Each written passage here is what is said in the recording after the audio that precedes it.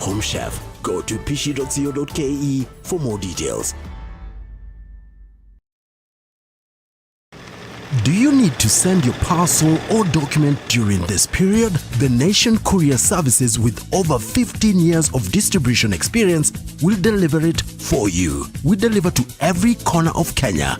Due to our strong distribution network, have overnight door-to-door service and same-day intra-city service with the security and safety of the client's shipment guaranteed. Your parcel is our priority. We'll deliver it for you. Contact us for delivery on courierservices@ke.nationmedia.com or call 0719 038 739. This is Most Spice.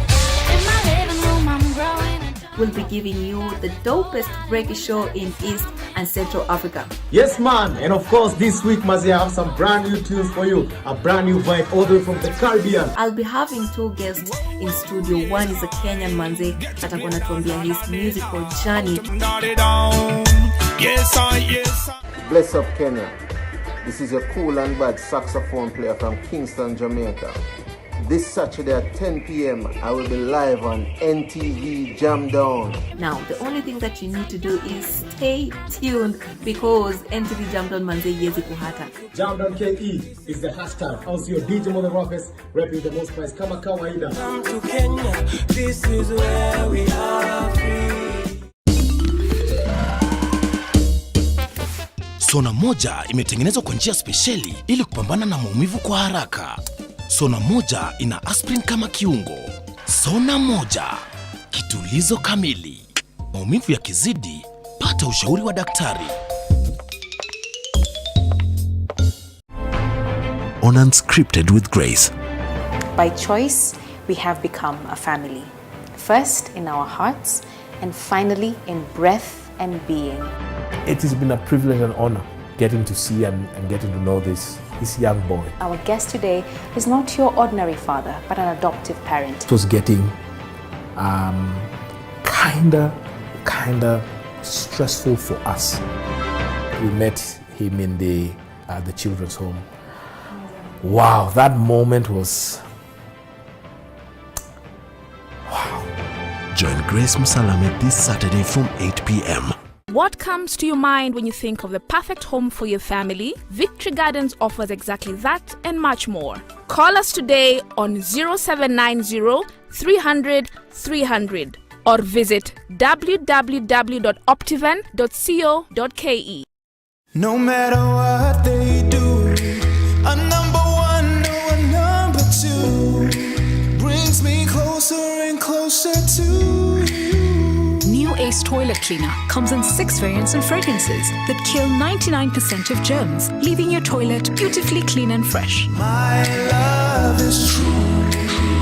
I'll always stand by you, 'cause you make me feel brand new.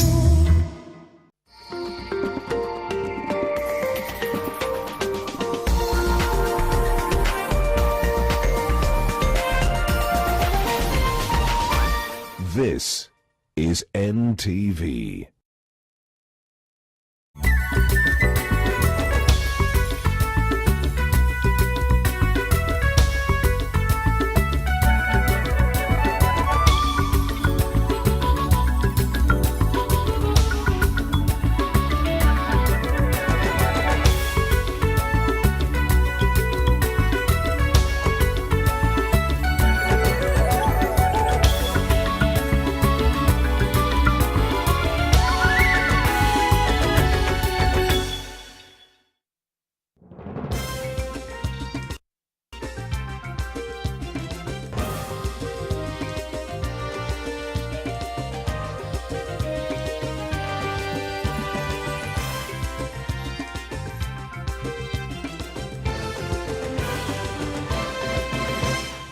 Hujambo mtazamaji popote ulipo. Maambukizi ya virusi vya corona yanaongezeka kwa kasi hususan katika kaunti za Nairobi, Mombasa, Kajiado na Busia.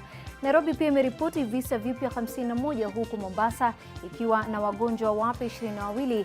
Kaunti ya Kajiado ina maambukizi mapya watu 18. Sasa visa vilivyothibitishwa Kenya ni 4374 huku idadi ya waliopona wakiwa ikifikia 1550 baada ya wagonjwa wengine 91 kuondoka hospitalini. Hayo ni kwa mukhtasari tu mtazamaji. Inafuata sasa vipasho vya tuliowapa kipaumbele jioni hii.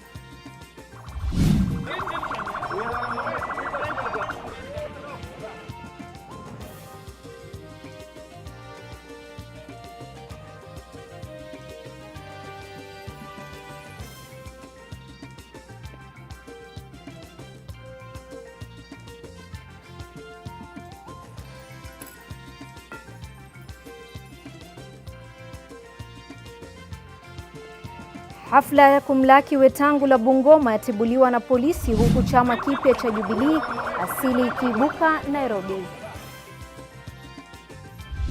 Westlands, Lavington, Kileleshwa and Hurlingham, we are seeing increasing number of young people congregating in groups and organizing gatherings such as house parties in some of these areas.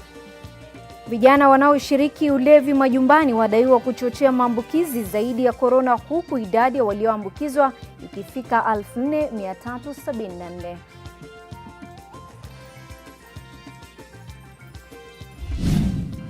This critical moment, we need you to be able to give us that room by giving us and extending some of the loans that are coming up. Kenya ahidi kutumia nafasi yake mpya katika Baraza la Usalama la UN kuimarisha amani barani Afrika.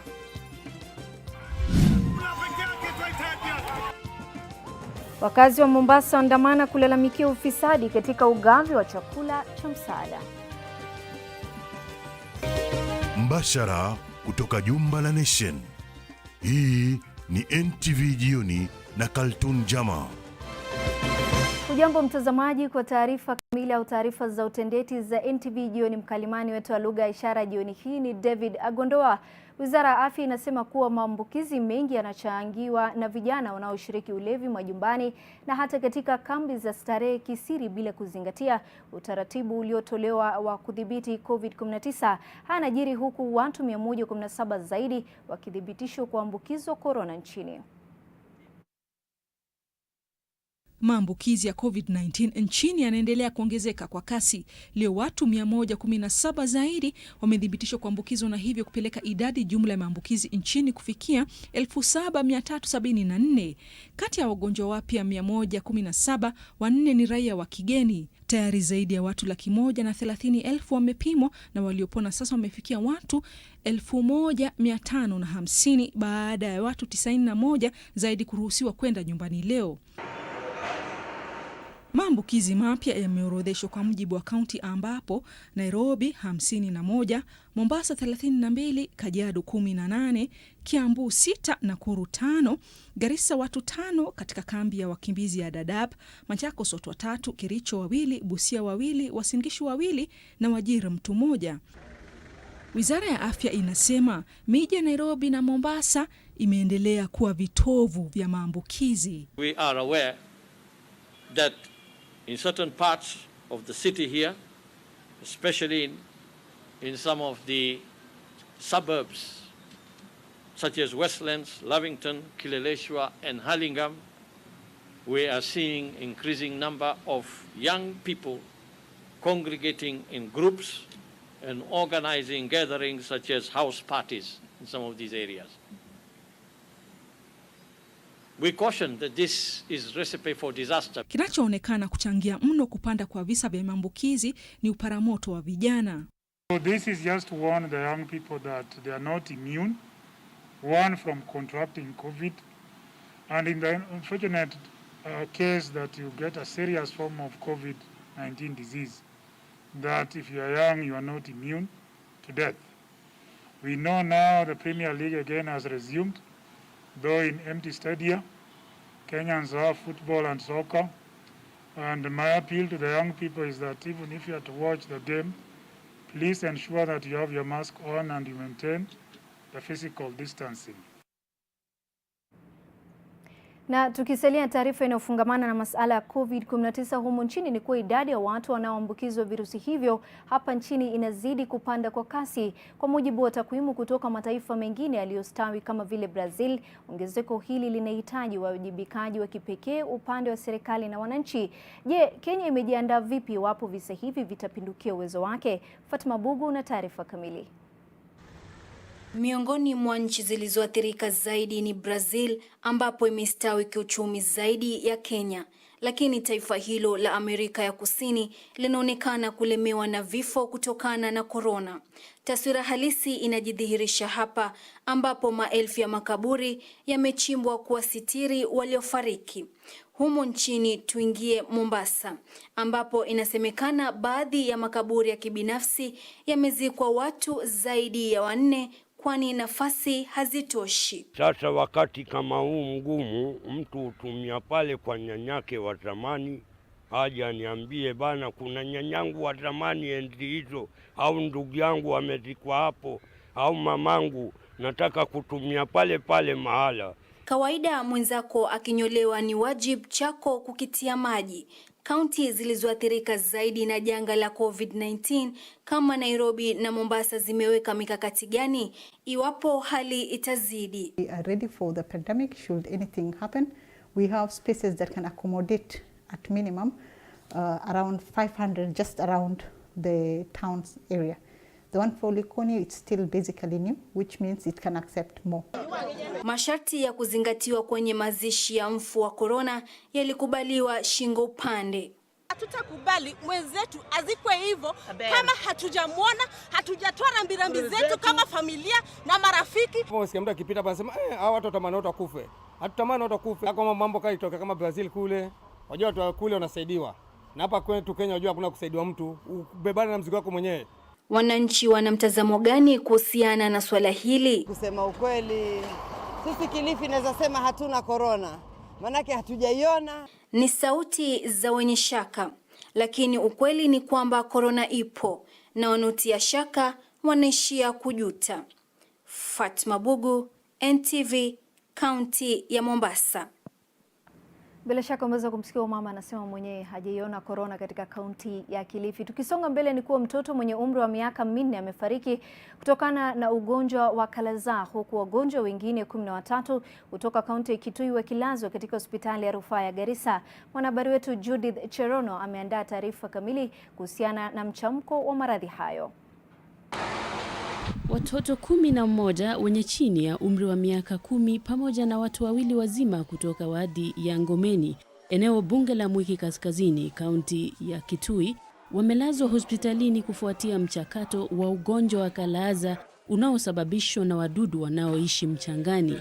Fika mwingi kasemekana hawana ndawa, nikapewa idhini ya kuja Garissa. Sasa nikaja Garissa, mahali nililazwa na mtoto ambaye alikuwa amengojeka sana. Shida yake ilikuwa ni tumbo kufura, ambayo ni shinda imekaa almost 6 months before imbainike ni shinda ni gani. Nimetumia pesa mingi sana, hata hajapata usaidizi wowote. Mimi ndio nilikuwa na mgonjwa wa kwanza hapa, na saa hii ndio ameanza kubaini kiini ambacho kinasababisha hiyo ugonjwa. Phyllis Joseph ni mkazi wa Ngomeni ambaye kwa miezi 2 amelazimika kufunga safari ya kwenda Garissa mara kwa mara kumtafutia mwanawe matibabu. Aidha, anasimulia masaibu yaliyomkumba mama mmoja aliyempoteza mtoto wake kwa ugonjwa huo wa kalaza. Phyllis anadai kwamba watoto 3 wa mama huyo walikuwa wagonjwa, ila mmoja tayari amepata nafuu na kuruhusiwa kuondoka hospitalini, huku mwingine akiendelea kuuguzwa. Aliyefariki siku 3 zilizopita ni kitinda mimba na mwili umehifadhiwa kwenye chumba cha maiti cha hospitali ya Garissa Level 5. Nilipofika Garissa alikuwa anjiwezi na alikuwa weak. Lakini kwa sasa mimi nikimwangalia ambaye ndio huyu, mimi naona ana macho mazuri na nina raha kumuona kwa vile manake alikuwa amepofika kiafya. Kwa upande mwingine, Peter Mudhengi anasema tangu mwezi wa 5 mwaka huu, mwanaye mwenye umri wa miaka 5 amelazwa katika hospitali ya rufaa ya Garissa. Anadai gharama ya matibabu imemzidia, kwani analazimika kulipa ada ya kati ya shilingi 500 na 2,000 kwa vipimo vya mara kwa mara. Wakazi wa Ngomeni wametoa wito kwa serikali ya kaunti ya Kitui kuingia kati na kutoa dawa ya kudhibiti mchakato wa kalaza kabla ya mambo kuharibika zaidi. Judith Cherono, NTV. Kwingineko ni kuwa serikali inaonekana kuhofia hali ya watoto walioko chini ya taasisi inayoshughulikia watoto CWSK kwa kile kinachodaiwa kuwa utepetevu uliosababishwa ama unaosababisha mvutano kati ya wanachama wa bodi na wanachama wa weka amani. Hali hii imesababisha kuzorota kwa huduma ya watoto katika eneo hilo katika makao hayo ya watoto. Mwaka jana NTV iliangazia matatizo ya watoto mayatima katika taasisi ya kushughulikia watoto wasiojiweza CWSK. Baadaye bodi mpya iliteuliwa kuchunguza na kutatua shida iliyoko. Madai ya mateso kwa watoto na ufujaji wa mali ya umma ulionekana kumlenga afisa mkuu mtendaji Irene Mureithi aliyepewa likizo ya lazima ili uchunguzi ufanywe. Likizo hiyo ilikuwa fupi na aliporejea ofisini alionekana kuwa na ushawishi mkubwa zaidi hata kuliko bodi iliyoteuliwa kuangalia utendakazi wake. We have only one meeting as a board. After the meeting we were taken to court, we are out of the office, we have never been able to work. So we have not even gone round to the homes to see what is happening in the homes. Wafanyikazi 74 wanasemekana kuachishwa kazi huku 8 tu wakisalia. 8 hawa wanasemekana kuwa na uhusiano wa karibu na Irene Mureithi na kuwa wanashirikiana kufuja mali ya umma. I cannot say about the money because I've never been in that office to know what is there, what is not there, what is being received, what is being spent. Yeah. Katika barua iliyoandikiwa mkuu wa utumishi wa umma Joseph Kenywa, wafanyikazi wa CWSK wanadai kuwa afisa mkuu mtendaji Irene Mureithi anaelekeza fedha kwa kampuni tatanishi ambazo anadai zinafanya kazi ya CWSK. Kwa uchunguzi wao, wanasema kuwa Mureithi ni mmoja wa wamiliki wa akaunti za benki za kampuni hizo. There are people culpable or who are involved in abuse of office or misuse of resources. Government is going to take stern action. Na mafahali wanapoendelea kupigania usimamizi wa taasisi hiyo, watoto wasio na mbele wala nyuma ndio wanaozidi kuumia. Charity Mwangi, NTV. Maafisa wa polisi mjini kaunti ya Bungoma wamewakamata washukiwa 5 wa mauaji ya mfanyabiashara mashuhuri mjini humo Michael Gasheshe Karuga. Washukiwa hao walikamatwa katika nyumba ya kupanga eneo la Kandui. Nurul Abdulaziz na taarifa kamili. Ni katika nyumba hii ya kukodesha sokoni Kandui, kaunti ya Bungoma, ndimo wanaume 4 na mwanamke mmoja wanaoshukiwa kumuua mfanyabiashara Michael Gasheshe Karuga walikuwa wakiishi. Washukiwa hao wa wizi wanadaiwa kumuibia mwenda zake shilingi milioni 2 na kumuua kwa kumpiga risasi karibu na hoteli ya Keringet mjini Bungoma tarehe 8 mwezi huu. Mmoja wa washukiwa hao ni raia wa Uganda huku wengine wakiwa wa Kenya. Familia moja inalilia haki baada ya jamaa zao kutekwa nyara katika maeneo ya Mwenye na Sapili, Laikipia Magharibi. Katika kipindi cha wiki moja, watu 2 wa familia hiyo wanaoishi katika maeneo hayo tofauti walitekwa nyara na mwili wa mmoja wao kupatikana katika hifadhi ya maiti ya Nyahururu. Jamaa yao wa pili mwenye umri wa miaka 76 alitekwa nyara akielekea kanisani. Inadaiwa alikuwa akiendesha pikipiki pale aliposimamishwa na watu wasiojulikana waliomuingisha katika gari jeupe aina ya Land Cruiser. Kulingana na walioshuhudia, gari hilo lilielekea eneo la Mohatetu, Laikipia Magharibi. Wakati huo huo, familia moja kutoka kijiji cha Kathale, eneo la Matuati, kaunti ndogo ya Igembe Kaskazini, kaunti ya Meru, inalilia haki baada ya binti yao wa miaka 7 kubakwa na mjomba wake mwenye umri wa miaka 50. Aidha, inadaiwa kuwa mjomba wake Karuti Ntoashuki alimshika kwa nguvu wiki jana siku ya Jumatano na kumpeleka katika shamba la miraa ambapo alitekeleza uovu huo.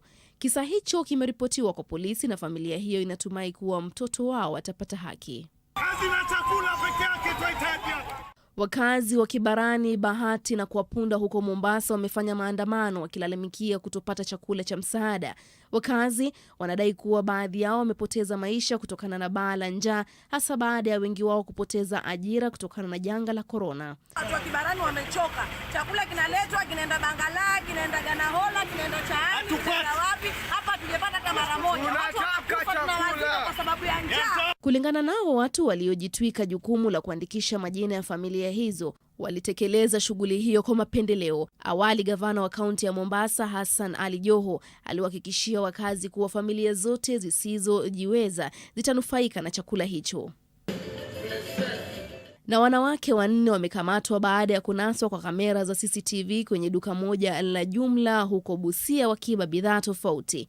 4 hao ambao wanadaiwa kuwa wanachama wa genge la ujambazi walinaswa wakificha bidhaa hizo kwenye nguo za ndani. Walitumia ustadi wa kipekee kupora mali, huku wa kwanza wakijipanga ipasavyo kuzuia kamera. Punde si punde bidhaa huzamia mafichoni. Nuru Abdulaziz, NTV. Mtazamaji, taarifa yake Nuru inatupeleka mapumzikoni, lakini kabla hapo Maya anasema ufisadi umeweza kuchangia maambukizi zaidi, manake wakati wa kafyu unapata maafisa wa polisi wanachukua hongo kabla ya kuwachukulia hatua wale ambao wanavunja sheria na kutembea masaa za usiku. Ni baadhi tu ya kauli. Tunakwenda mapumzikoni katika awamu ya kwanza ya NTV. Tutakaporejea taarifa zaidi, usiondoke.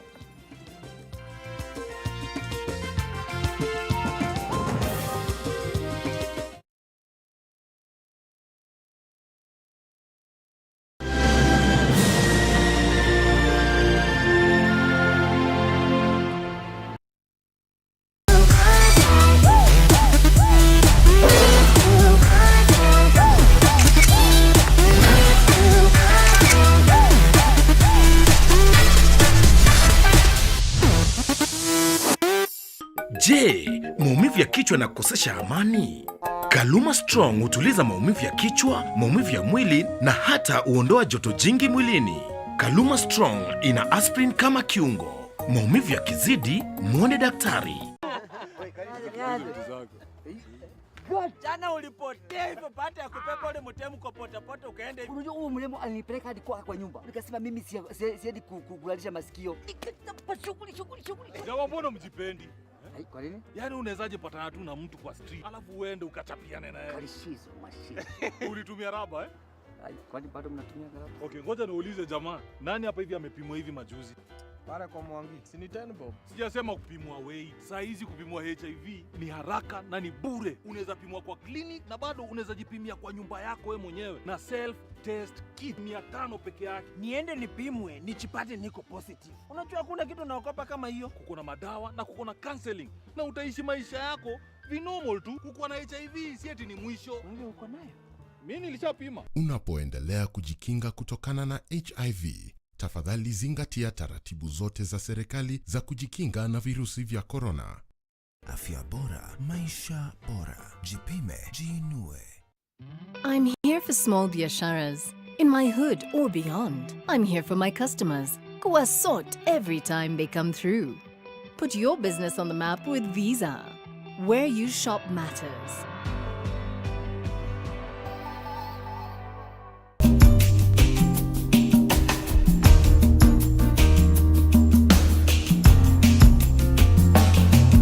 Nimeosha mikono osha yako. Ikiwezekana fanyia kazi kwako. Hata Mungu muabudie kwako. Yuko kila pahali, hata kusikia. Ombea wale imeshafika kwao. Kwa huruma zake Mungu ashinde kifo. Nawe jizuie. Ni kwa muda tu tutashinda.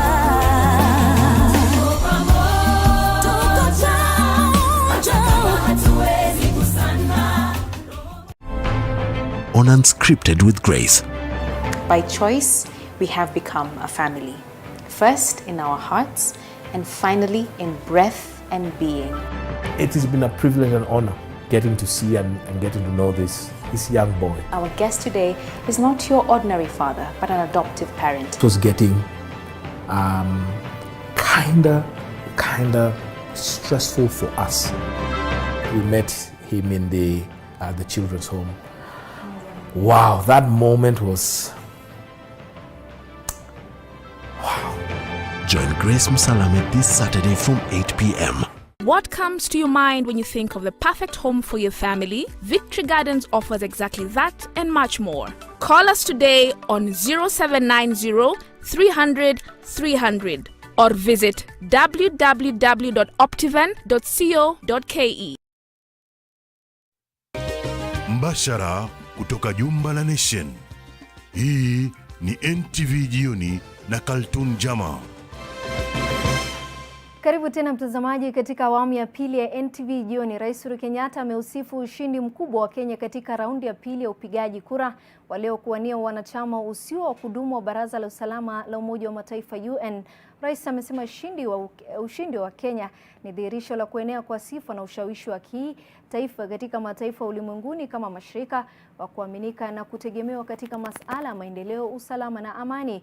Kiongozi wa taifa aliupongeza mshindani wa Kenya katika uchaguzi huo, Jamhuri ya Djibouti, akisitiza kuwa ushindi huo hautoathiri uhusiano wa kindugu ulioko kati ya Nairobi na Djibouti. Aidha, Rais Kenyatta alishukuru uungaji mkono wa Umoja wa Afrika kwa Kenya katika safari hii. Rais alisema Kenya itapigia debe ajenda za bara la Afrika katika Baraza la Usalama la Umoja wa Mataifa sambamba na kutumia fursa hiyo kuimarisha amani na usalama katika bara hili. We are telling the international community, we are telling our development partners, and that's not Kenya, that's the position of the African Union, that at this critical moment, we need you to be able to give us that room by giving us and extending some of the loans that are coming up in order to be able to give us that fiscal room to be able to deal with the challenges that have been brought on board by Corona. Kapu la biashara limeletwa kwako na PesaLink. Reli ya Nairobi kuelekea Nanyuki inatarajiwa kuzinduliwa hivi karibuni na Rais Uhuru Kenyatta baada ya shirika la reli humu nchini kutangaza kuwa wako katika kipindi cha lala salama kwenye ukarabati wa reli hiyo itakayofaidi zaidi ya kaunti 6 eneo la Mlima Kenya. Hata hivyo, wasiwasi imetanda katika baadhi ya miji itakayopitia reli hiyo baada ya shirika la reli kuweka alama kuwa nyumba zitakazobomolewa kwa kujengwa katika hifadhi ya reli. Mwanahabari wetu Melita Oletenges anatuarifu zaidi. Mbiu ya mgambo ikilia kuna jambo. Ni king'ora cha gari moshi kikilia tena katika mji mdogo wa Chaka hapa Nyeri. Kwa vijana wengi wa kizazi cha sasa, hii ni sauti geni, kwani kwa zaidi ya miaka 10 reli hii haijaguzwa na treni. Ni mwamko mpya hapa baada ya ukarabati wa reli hiyo yenye kilomita 274. We want to export coffee, tea, cattle, wheat. Well-priced service that will make us very productive indeed and very competitive. Bidhaa zenu zitasafirishwa kutoka hapa kuelekea soko. Pia malighafi. Wavyele walisema mgeni njoo mwenyeji apone, lakini mwenyeji anakumbushwa kwamba mwana mkaidi hafaidi mpaka siku ya Idi. Sababu hasa ni kuwa ukaidi wa dereva wa gari moja aliyepuuza honi ya treni ulisababisha ajali leo. Nataka niwakumbushe watu wetu kwamba hii ni hatari kubwa sana. Manake train haisimami kama gari. Hata hivyo, kilomita chache kutoka hapa tunabisha hodi Sagana. Hapa wameshika matama. Sababu hasa ni kuwa majumba kadhaa yamechorwa alama ya kuashiria kwamba mabuldoza ya bomoa yako njiani, na wanaliambia shirika la reli asiyemjua simba hutazama mtegowe. Na reli kuwa serikali nyingine hakuwa na tofauti kati ya wananchi na watu wa reli. Ukarabati wa reli hii imegharimu serikali shilingi bilioni 3. Kufikia sasa shirika la reli limewekeza vyombo vya usafirishaji wa mizigo na watu mjini Nanyuki. Kufufuliwa kwa usafiri wa gari la moshi katika eneo la kati kunatarajiwa kuleta mabadiliko mengi, hasa katika sekta ya kilimo ambayo ndiyo tegemeo kwa wakazi wengi katika eneo hili la kati. Melita Oletenges, NTV, Chaka. Select PesaLink on your bank app or USSD. Step 2. Select either send to phone or send to account. Step 3. Input the phone number or account number to send money to and confirm the transaction. PesaLink. Easy, affordable, instant. Bila shaka taarifa yake Melita Uletenge zinatupeleka mapumzikoni, kisha tutakuwa tunarejea na taarifa za spoti. Kevin anasema kutoka Kerugoya, natumai vijana na wakazi wa sehemu hizo watafaidi na kupata ajira iwapo reli hiyo itarudi. Agustin kutoka Murang'a, tunaipongeza hatua ya rais kutaka kuzindua mradi huo na tunatumai wakazi ambao wanabomolewa manyumba huenda wakapata nafuu ama wakajengewa nyumba zingine. Nakona mapumzikoni, tutakaporejea taarifa zaidi, usiondoke.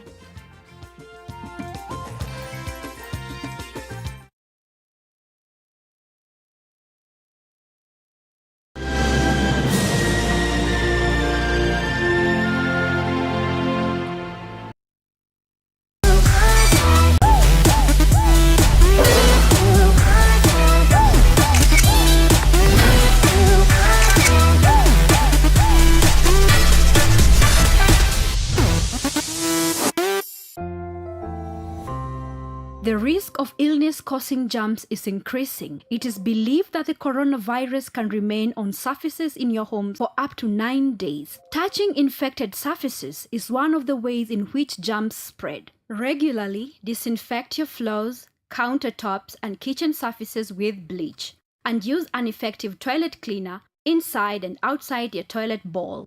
This message is brought to you by Medifacts, JIG, and HAPIC. Like every mother, I'm worried about dangerous insects, especially mosquitoes, which spread diseases like malaria to my loved ones. This year, I'm not afraid. I'm using Mortein Doom.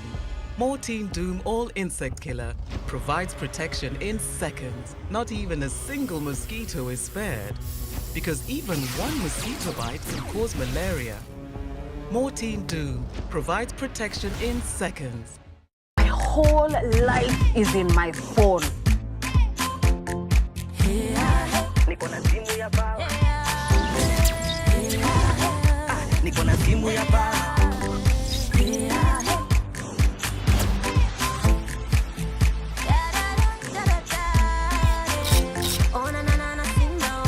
Niko na simu ya baba. Mimi niko sawa. Niko na simu ya baba. Kanipicha simu ya baba.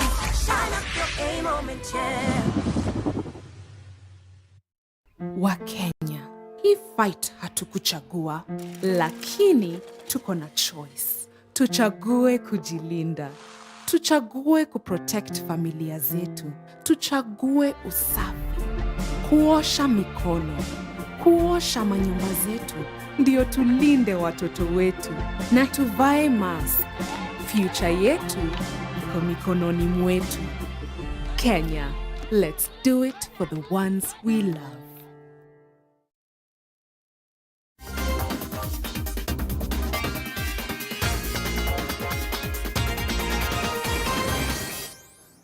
Hujambo tena mtazamaji na karibu tufanye za spoti. Mchezaji nambari 2 duniani katika ufungaji wa try kwenye mchezo wa raga kwa wachezaji 7 kila upande, Collins Injera wa Kenya sasa anakiri kwamba janga la COVID-19 limetatiza ndoto za wengi kufuatia kuahirishwa kwa mchezo wa Olimpiki. Injera anasema watalazimika kujiandaa upya kwa ajili ya Tokyo mwaka huu, anayotakiwa Olimpiki yake ya mwisho katika timu ya Shujaa. Definitely it was a tough news. It was tough news when we heard that the Olympics had to be postponed till next year. As you know, many of the athletes, they were working towards the Olympic happening this year, and many of us probably wanted to retire after the Olympics. You just have to refocus the goals, readjust the system, and see how we are going to make sure that we will be able to reach 2021. Definitely very difficult. But I think all we understand it has to be safety first, and I think all we have to do now is just refocus the goals, make sure that our mental preparedness it's up to par, and just work towards it. I mean, that's the sports life. Mtazamaji, taarifa inayofuata inakuhusu wewe mtazamaji wapo wewe ni mpenda wa soka, na leo usiku kuna mechi kadhaa ya ligi ya Uingereza. Wa Kenya wanaipenda ligi kuu ya soka ya Uingereza, lakini mapenzi haya yanaweza kuleta madhara makubwa wakati huu wa homa ya corona humu nchini. Wizara ya Afya imewarai wa Kenya kuzingatia kanuni zilizotolewa ili kujikinga na homa ya wanapotazama mechi hizo. We know now the Premier League again has resumed, though in empty stadia. Kenyans love football and soccer, and my appeal to the young people is that even if you are to watch the game, please ensure that you have your mask on and you maintain the physical distancing so that you don't put yourself at risk. Wachezaji wa safu ya ushambulizi ya Tottenham Hotspurs, Harry Kane na Son Heung-min wataanza mechi ya leo dhidi ya Manchester United katika mchuano wa ligi kuu ya Uingereza EPL. Uamuzi huo ulitangazwa na meneja wa Tottenham Jose Mourinho. Hata hivyo, Dele Alli ambaye alipigwa marufuku ya mechi moja ya shirikisho la kandanda Uingereza atashiriki katika mechi hiyo ya leo usiku.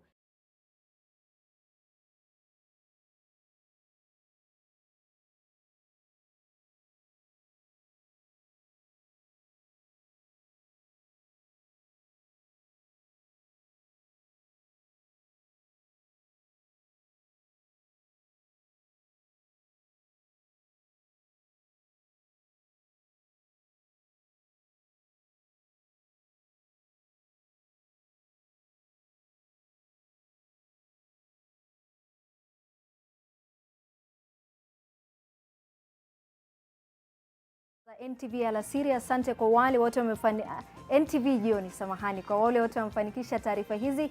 Mimi ni Kaltun Jama, mkalimani wetu wa lugha ya ishara alikuwa ni David Agondoa.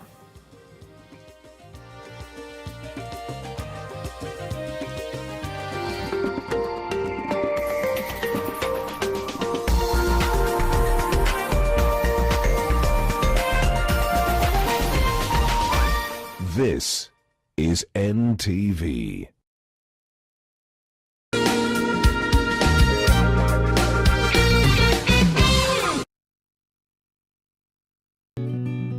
I help women find independence by training them in fish farming. It's tough on my back, joints, and can cause headaches. Panadol Extra relieves multiple types of pain. If symptoms persist, seek medical advice. Disinfect and protect your home with Jik. Jik kills 99.9% of illness-causing germs. Disinfect floors, kitchen and bathroom surfaces, and wash white clothes, towels, and dishcloths with Jik bleach. Just Jik it. Proof and margarine. New look, same great taste.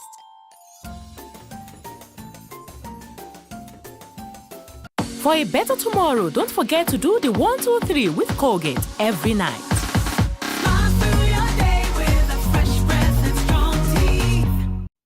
I'm here for small biasharas, in my hood or beyond. I'm here for my customers, who are sought every time they come through.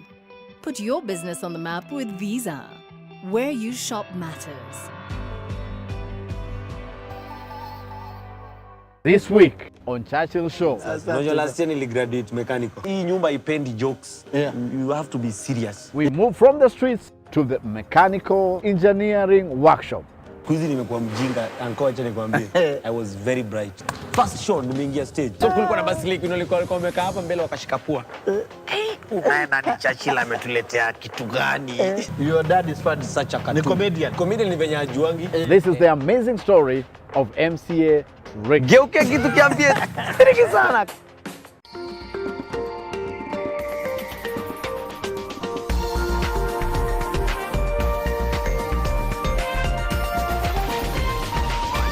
NTV, turning on your world.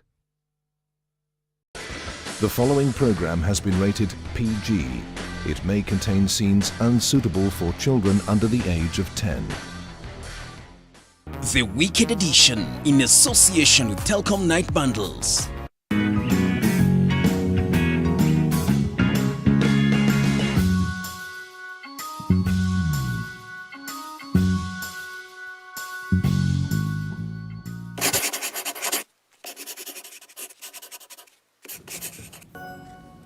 Hello and welcome to the Wicked Edition. I'm Dr. Kingori. We have a great show lined up for you. One of our guests is not only one of the best storytellers I know, but he is also one of the finest acting talents from Kenya. Former crush was Sanaipe Tande, but now married to someone else. Mr. Abel Mutua is in the house. Also in studio is arguably the incoming president, or should I say the president of Slay Queens, a staunch defender of the girl child and part-time defender of the boy child too on the corridors of the internet. Sharon Arua is in the house. Thank you. I also have some great news from Telkom Kenya for the Usiku Sako Association members. Hao ni watu wa mtandao. 5 GB at 50 bob only, or 700 MBs daily, coming with an extra 700 MB night bundles valid from midnight is such a bargain. More details on that coming up in a bit. Na pia niko na credo ya 2,000 nataka kukupea. But first, Waiguru. Now, after making history as one of the first female governors to be elected in Kenya, Minji has yet again made news this week after becoming the first female governor to be impeached. Now, among the accusations leveled against her is that she paid herself 10.6 million shillings travel allowance, yet she did not make any travels. So basically, Waiguru has been impeached juu alikula fare. Na hapa nje kuna mtu anasikia kulia ati fare yake ya 300 imekuliwa. Now, anything chini ya 1,000 ni fare. Anything above that needs travel allowance. I hope we are clear from that. Now, fair, travel allowance, or whatever you choose to call it, ikikuliwa, kutetea mtu ni ngumu. However, the other accusations, kama hiyo ya gross misconduct and abuse of office, that baffles me. The MCAs themselves, when you impeach, went as far as spending the night at the county assembly just to impeach Waiguru. How is this not abuse of office? Also, in this picture, wanaume wawili wamelala kwa kiti moja. Show me a better definition of gross misconduct. Tangulini. And this is also the perfect impression of what all our leaders do after getting the seat. Ndio the proverbial kiti. Munipe kiti. Ndio hiyo kiti. In response to her impeachment, Waiguru said that she has no time for cheap political propaganda as she is busy fighting the COVID-19 pandemic. Maybe this would explain the claims that she went to Baba's office at night to sanitize. Now, in a surprise move, haters from the Tangatanga team, on the other hand, have come to defend Waiguru's alleged visit to Baba's office at night, claiming that it's defendable. In other news, the budget for the next financial year was tabled in Parliament this week. It stands at 2.7 trillion, but we have a national debt of close to 1 trillion shillings. CS akisoma hiyo budget hiyo siku alikuwa kama msee pale base.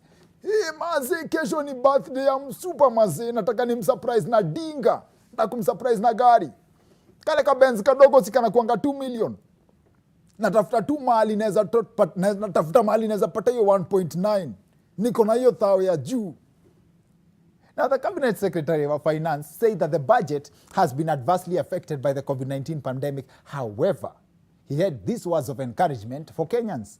Economic growth in advanced economies is projected to contract by 6.1% in 2020, while that of emerging and developing countries, including China, India, Russia, and Brazil, is expected to contract by 1% in 2020. Basically, Bwana CS amesema hata hizo makantri za majuu zitaumia. So how comforting can that be? Yes, we are suffering, but at least we have company. Imagine, break that down. Imagine unapigia mtu simu. Jemo maze, unaweza kuwa hata na soo mbili hapo maze na kufa njaa. Natoa wapi buda? Natoa wapi? Ni kubaya, mimi hata niko njaa sijakula for 3 days. Buda, hata wewe una dedi. Kimoja mtu wangu maze, umeni encourage mbaya, blessed. Now, on a serious note, a major chunk of Kenya's budget goes to settling debt. At one point, there were rumors that the Chinese were almost taking over the Mombasa port. Now, fellow Kenyans, why do we have to borrow money from the Chinese? Don't we have Kenyans who can give us that money? Oh, wait. Afadhali wa Chinese, mazi. Imagine kukuwa na deni ya atuoli as a country. Kama yeye utuita washenzi na hatuna pesa yake. Ile simu yake si anaweza kuwa anavunja kwa vichwa zetu kila time anaenda kwa interview. Now, from a solution perspective though, I have heard suggestion by some of our leaders calling for corruption to be legalized. Why hasn't the government considered that so that the proceeds of corruption can be taxed? Why hasn't the government considered taxing how maboys wa anko saidia? Ati anko nipee 10 hapo, unampea 7 bob. Shilingi 3 nipee as yuan. Ama nikupee 1 bob, ama nikupee shilingi 9 1 bob iingie kwa withholding. Now, I actually think that the government can also make more money from referrals za madeni.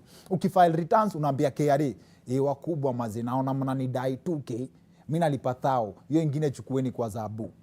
Zabu ako na 1,000 yangu, alikuwa amesema atanitumia leo jioni. Aliniambia hivyo 2016. Nyinyi mtajua vile mtajipanga. Also, in other news, our neighbor Tanzania was on the spot this week for declaring themselves coronavirus free. Tanzania's president has said the country has been healed of coronavirus through prayer. It is an almighty claim.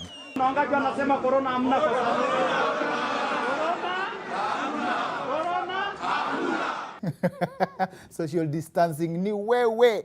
That's a foreign concept. Unajua Kenya inakuanga kama US kwa Tanzania. What more proof do you need to confirm that the only thing that spreads in Tanzania ni mimba za chibu? But then again, why is it shocking that the president, Pombe Magufuli, has declared Tanzania free of coronavirus? Isn't it common knowledge that the president himself is 100% sanitizer? Maybe Kenya should have voted for Baba too. Ndio kama yeye ni sanitizer vile haters wanasema, the country would have benefited majorly during these COVID times. On the real though, check out this bit of information that recently came out in regard to COVID-19 testing. Niko salama, mimi sijatumia dawa yoyote mpaka saa hii. Niko na wiki 2 na chetu wamenipa kwamba niko na corona. Kama una 2,000 maana Kenya wewe huna corona hapo. Kuna wale wanaotoa majibu wakasema kama utakuwa na 3,000 ya Kenya hapo utavuka, utakuwa mwili wako uko salama. Now it makes sense. Last I checked, think about this. Uganda had less than 700 cases of coronavirus infections. Tanzania just declared themselves free of coronavirus. But in Kenya, COVID-19 infections are in the thousands. So basically, we've been buying coronavirus from our neighbors. But if you think about it like that, they are getting a good deal. 2,000, hauna corona. Now huku Kenya, it takes 2,800 per day for 14 days ukiingizwa quarantine. Think about that. 2,000 bob, you can turn negative of COVID-19. Imagine our doctors applying the same formula for other diseases. Ndugu yangu, naona wewe ni machachari. Hii mimba tukipima tutaipata. Lakini uko na gapi hapo nipime nipate mimba haiko? Uko na gapi? Hata kabla sijapima uko na gapi? Nipate hii mimba haiko. Nowhere to be seen. I also think we've been fighting this COVID-19 pandemic the wrong way. I've had people doubting whether coronavirus is even a thing or whether it even exists. Wewe umesikia mtu wako na corona? Hata mtu mmoja unajua mtu wako na corona? Now, I think other than the handshake and sneezing, one of the ways coronavirus is spreading in Kenya is through curiosity. Akiwa jogu, umesikia Gachero amepatikana na COVID? Haya. Wapi? Gachero huyu mmoja. Gachero. Hiyo lazima nijione. But then again, why are we even shocked about Tanzania's story? Why are we even shocked that Tanzanians believe their president when he says they have no coronavirus? We know very well tangu enzi za Kinjeketile Ngwale wamekuwa wakiamini maji mazi. Now, in fact, one important lesson we can learn from the Tanzanians about how they're dealing with the coronavirus pandemic ni ati, kwa hii dunia, kama unajiamini, unaweza make it. Ukijiamini, unaweza make it. Sio lazima ujue kizungu.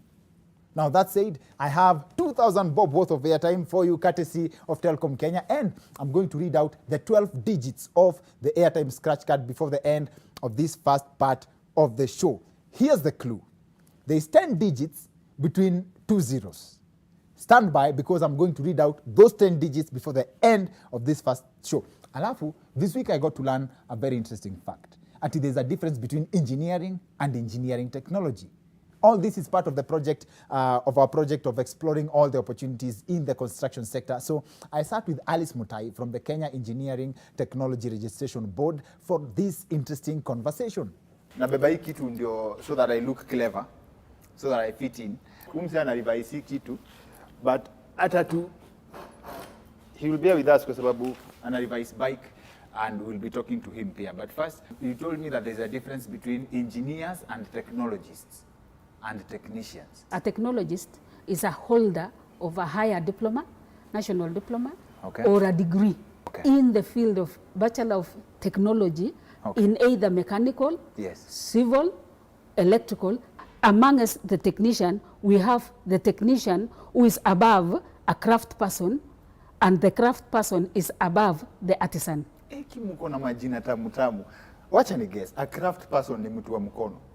Yes. Anaitwa a craft person. So mtu wa mkono ako, okay, craftsman, sorry. Ako kwa which department of engineering?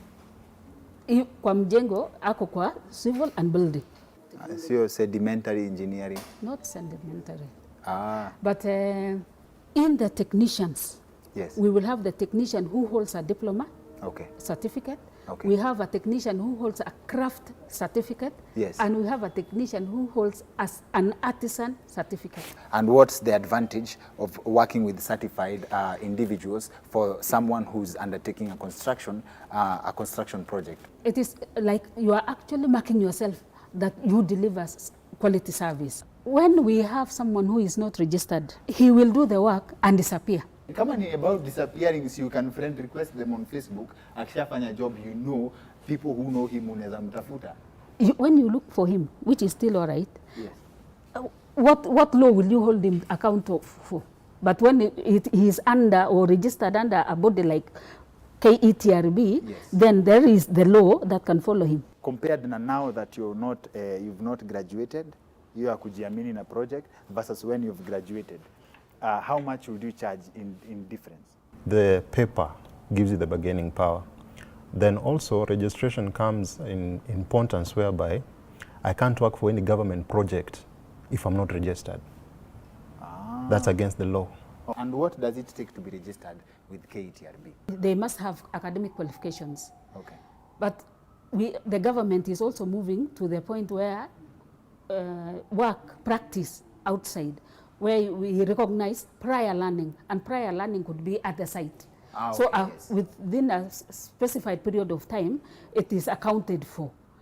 And because of that accounting, then we'll say you will have covered a certain number of hours working on this, then you are perfecting your skill.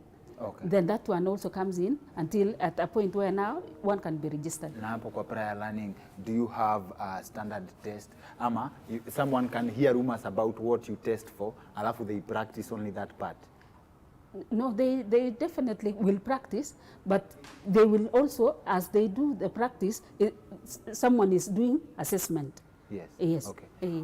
It's not like a one-off thing. No, it's not a one-off thing. It is not. Where can these technologies get the registration? The form can be downloaded from the website. Yes. Yes, there is a website, and with that, under the website you get the form. You can also use the email sent to us, especially for this period of COVID, where you don't have to bring the document, the hard copy, to the office. Over to myself back in studio. Now, all this has been made possible by Habitat for Humanity International, and this is an organization with a long history of promoting affordable and adequate housing across the world. And Habitat has a branch in Tawiliga Center for Innovation in Shelter, and this branch is supporting and promoting housing innovation solutions through market-based approaches. And among the center's programs, Nikama Housing Construction Labor, and this is a program that seeks to improve access to and adoption of quality housing construction services, na hizo ndio hizo services zinakuwa offered na mafundi. Now, our main subject for tonight is all about expectations. Expectations of the boy child to the girl child, and to each other, and from us, and from the society. And we brought in studio my man, Abel Mutua, and the incoming, ama vile nilisema, the president of Slay Queens, Miss Sharon Arua. Mimi hii na nibamba hata kabla haijaanza mazi. Now, before we get to that part of the show, ahadi ni deni, I have 2,000 bob worth of airtime from Telkom Kenya for you. Karada. Na hii ni nafasi ya kila mtu. There's 10 digits between 2 zeros. And the 10 digits are 5, 9, 5, 6, 9, 4, 4, 6, 8, 1. Load it up. Ikiingia kwa simu yako, send me the screenshot on at Dr_Kingori on Twitter or Instagram, Dr. Kingori on Facebook, that's Dr. Kingori. Halafu ni kuongeze hiyo thao ingine. This is all courtesy of Telkom Kenya, and nilisema hii promo, everybody wins in a way. Just dial *544# on your Telkom line, halafu uone vile usiku sako bundles zinaweza. Now we have Abel Mutua and Sharon Arua on the other end of these short breaks. So see you guys in a bit.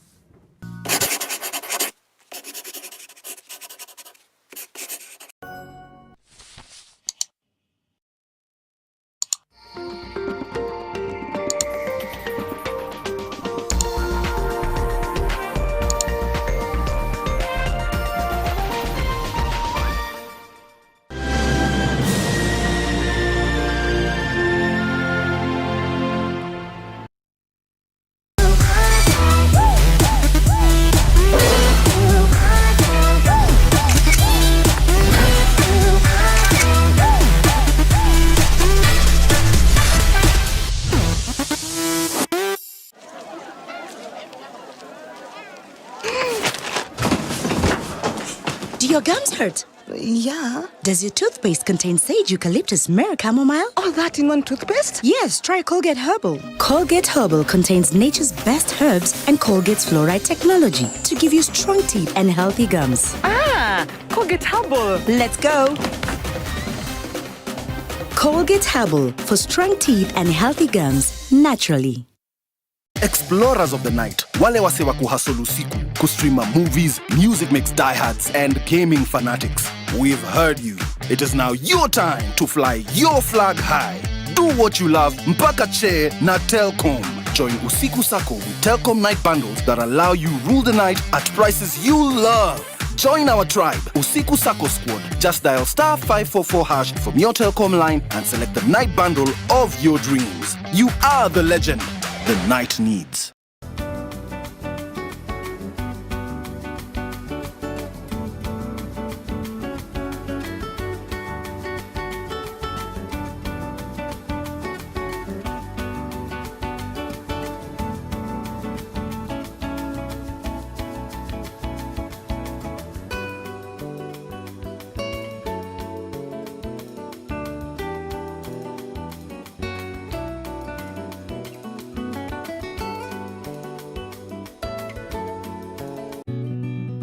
I help women find independence by training them in fish farming. It's tough on my back, joints, and can cause headaches. Panadol Extra relieves multiple types of pain. Panadol Extra, now with new Optizorb technology to fight multiple tough pains with 3 times more pain-relieving medicine in the first 30 minutes when you need it most. Seeing them support themselves makes any pain worth it. If symptoms persist, seek medical advice.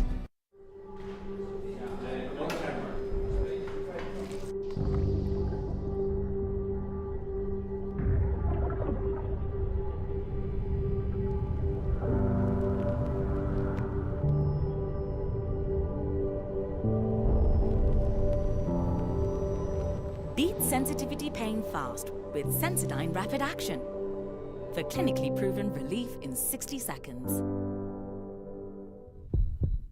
You're watching The Wicked Edition in association with Telkom Night Bundles.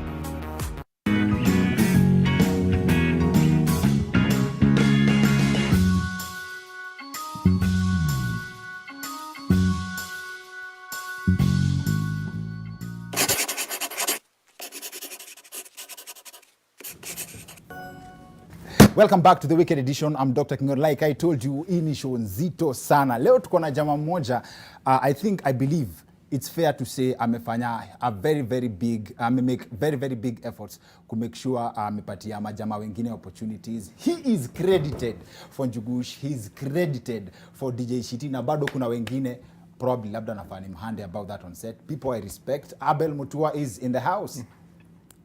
Avo sawa. Also in studio is a very fine talent. Aude makona story manze. Anaitwa Sharon Arua ama Sharon Arua pale Instagram na YouTube. Kwanza Sharon, I'd really love to hear, as in from you, what does it take to keep a man? I told my ladies there is no criteria to keep a man. Okay. Imagine utamkeep, watu watasema do this so that this man will not go. Be his peace. Be humble. When he's going to cheat, he will cheat with the noise maker of the club. You are here being his peace and being humble, you know, so there is no criteria. Kila mtu anakaa kama anataka. Kama hataki, mlango ni ile anaenda. Yeah. But then, sisi kwa maboys wase usemanga ni wife material. What does it take? Unaitwaje definition yako ya wife material ni gani? Mazee, yani mimi hiyo statement ikiwa ambiguous sana. Wife material. Unajua kwa kawaida mwananchi hapa nje wife material ni mtu tu anajua kupika chapati na kushonea watoto sweta. Kukisha watoto barabara. Na kukisha watoto barabara. Which sidhani as long as umepata msemko compatible. Mnakaa pamoja, ushasikia mazee kingori, una look forward to job ishe uende home. Ukae tu na mama upige story. Haijalishi kama huyo demu waga haezi pika to save her life. Huo ni wife material. Okay. The fact that una feel uko content, uko sawa ukiwa naye hapa kando yako. That's all that inaitwaje? Inaitwa peace. Hii yenye unasema ati no men value peace more than anything. Hii yenye wewe una dispute. Actually, I'm not disputing it. See, I'm saying when every man is saying be his peace, who is talking about the girl child? Every person normally says you have to keep a man, you have to do this, you have to do this. Who is talking about how to keep a lady? Marriages ziki break. Uyo you know. Yeah. Saizi tukienda tuseme kama ushago and all that. We want to know how good you are. Tunakwambia wewe enda kwa kitchen, enda uchoge waru, enda ufanye. What is the man doing? Mbona siende achunge ng'ombe of the No. Vetting ya kwanza ya chali inakujanga. Ukiintroduce the idea to your family that you have a man, inakuanga anafanya kazi gani? Tunakuanga tumeshafanya mtihani yetu. Hakuna mtu anaendanga na urashio kama hakuna kitu unafanyanga. Hakuna. Si hiyo ndio exam yetu, si? True. Unfortunately, I think kingori hiyo ni zile dhambi tunalipia mazee after decades za kudhalalisha kina mama na wasichana. I think hizo ndio sasa viboko tunapigwa saa hii. Do you realize world yenye tumeingia sasa, a woman is valued just for being a woman. Ni mresh. Put some respect. Simone hivi huyu. But ndume mazee ni unaleta nini kwa meza? Ndume haezi ongea mbele ya kikosi kama hakuna kitu analeta kwa meza. Unfortunately even don't you think that's unfair? That's very unfair. I know, but it is what it is. But it is what it is. It is what it is. Alafu za bado sasa sisi wote tutaanza kuimba stories za inequality. I know. Mimi ndio nisishike nare, nilikubali tu nikasema tunalipia sins of our forefathers. When it comes to expectations. Ndio uget sema ku settle down a day. Now that's a very major commitment. Like true. Happily ever after. As in what is it that you expect of that person? Ndio akuwa satisfy ukuwe unajiamini. Sijui kama hii ni kukuwa selfish, but wanaume chini ya maji. Si ujipatanga tukiangalia mdem ako in line na dreams zetu. Siko shoka si uangaliaga dreams zao. Okay. Mtu wako in line na dreams zetu. Ukiona unaambia tu mse, mimi nataka nifanye hivi, by the time anakuambia hiyo babe itaweza. In fact tuanze A, B, C and D. Okay. Unaanza kuuliza mabeshte wako, next month unadu? Naona tukitembea Nyeri kiasi. Karurashio kanaweza jipa. Inaludu. Mazee. But ukianza uko na tumiradi twako hapa lakini mreshi atambui. Okay. Anakuambia kuna brand mpya ya whisky imetokelezea nini. Umecheki club moja mpya. Kuna club mpya jo lazima tutese. Hakuna mtu waga natesa Instagram na shamba Kamulu. Yes. Unajua. Jo unaona tu hapa. Hapa unaumia. Wacha tupige mzinga ishe niende mtaa mimi juu hapa hakuna kitu hapa. Akule block. Roho safi. Okay, me personally nilifanya hivyo. Sasa sijui kama ina apply. Sijui kama ndakuingiza kwa noma before niende kwa nani. Niingize. Tuliwak na wife yako kabisa kwa show ya Njugushi. yeye ndiye aliarrange vile wanakam kwa show and everything. Yes. Madam ni professional. Ni hatari. Alafu juzi nikasikia unaropoko ati kitambo ulikuwa unataka sana ipay. Sasa lakini unaona nilikuwa 19. Hata sikuwa nimemeet. Manzi. So ukikam ni angalia expectations za ukiangalia sana ipay versus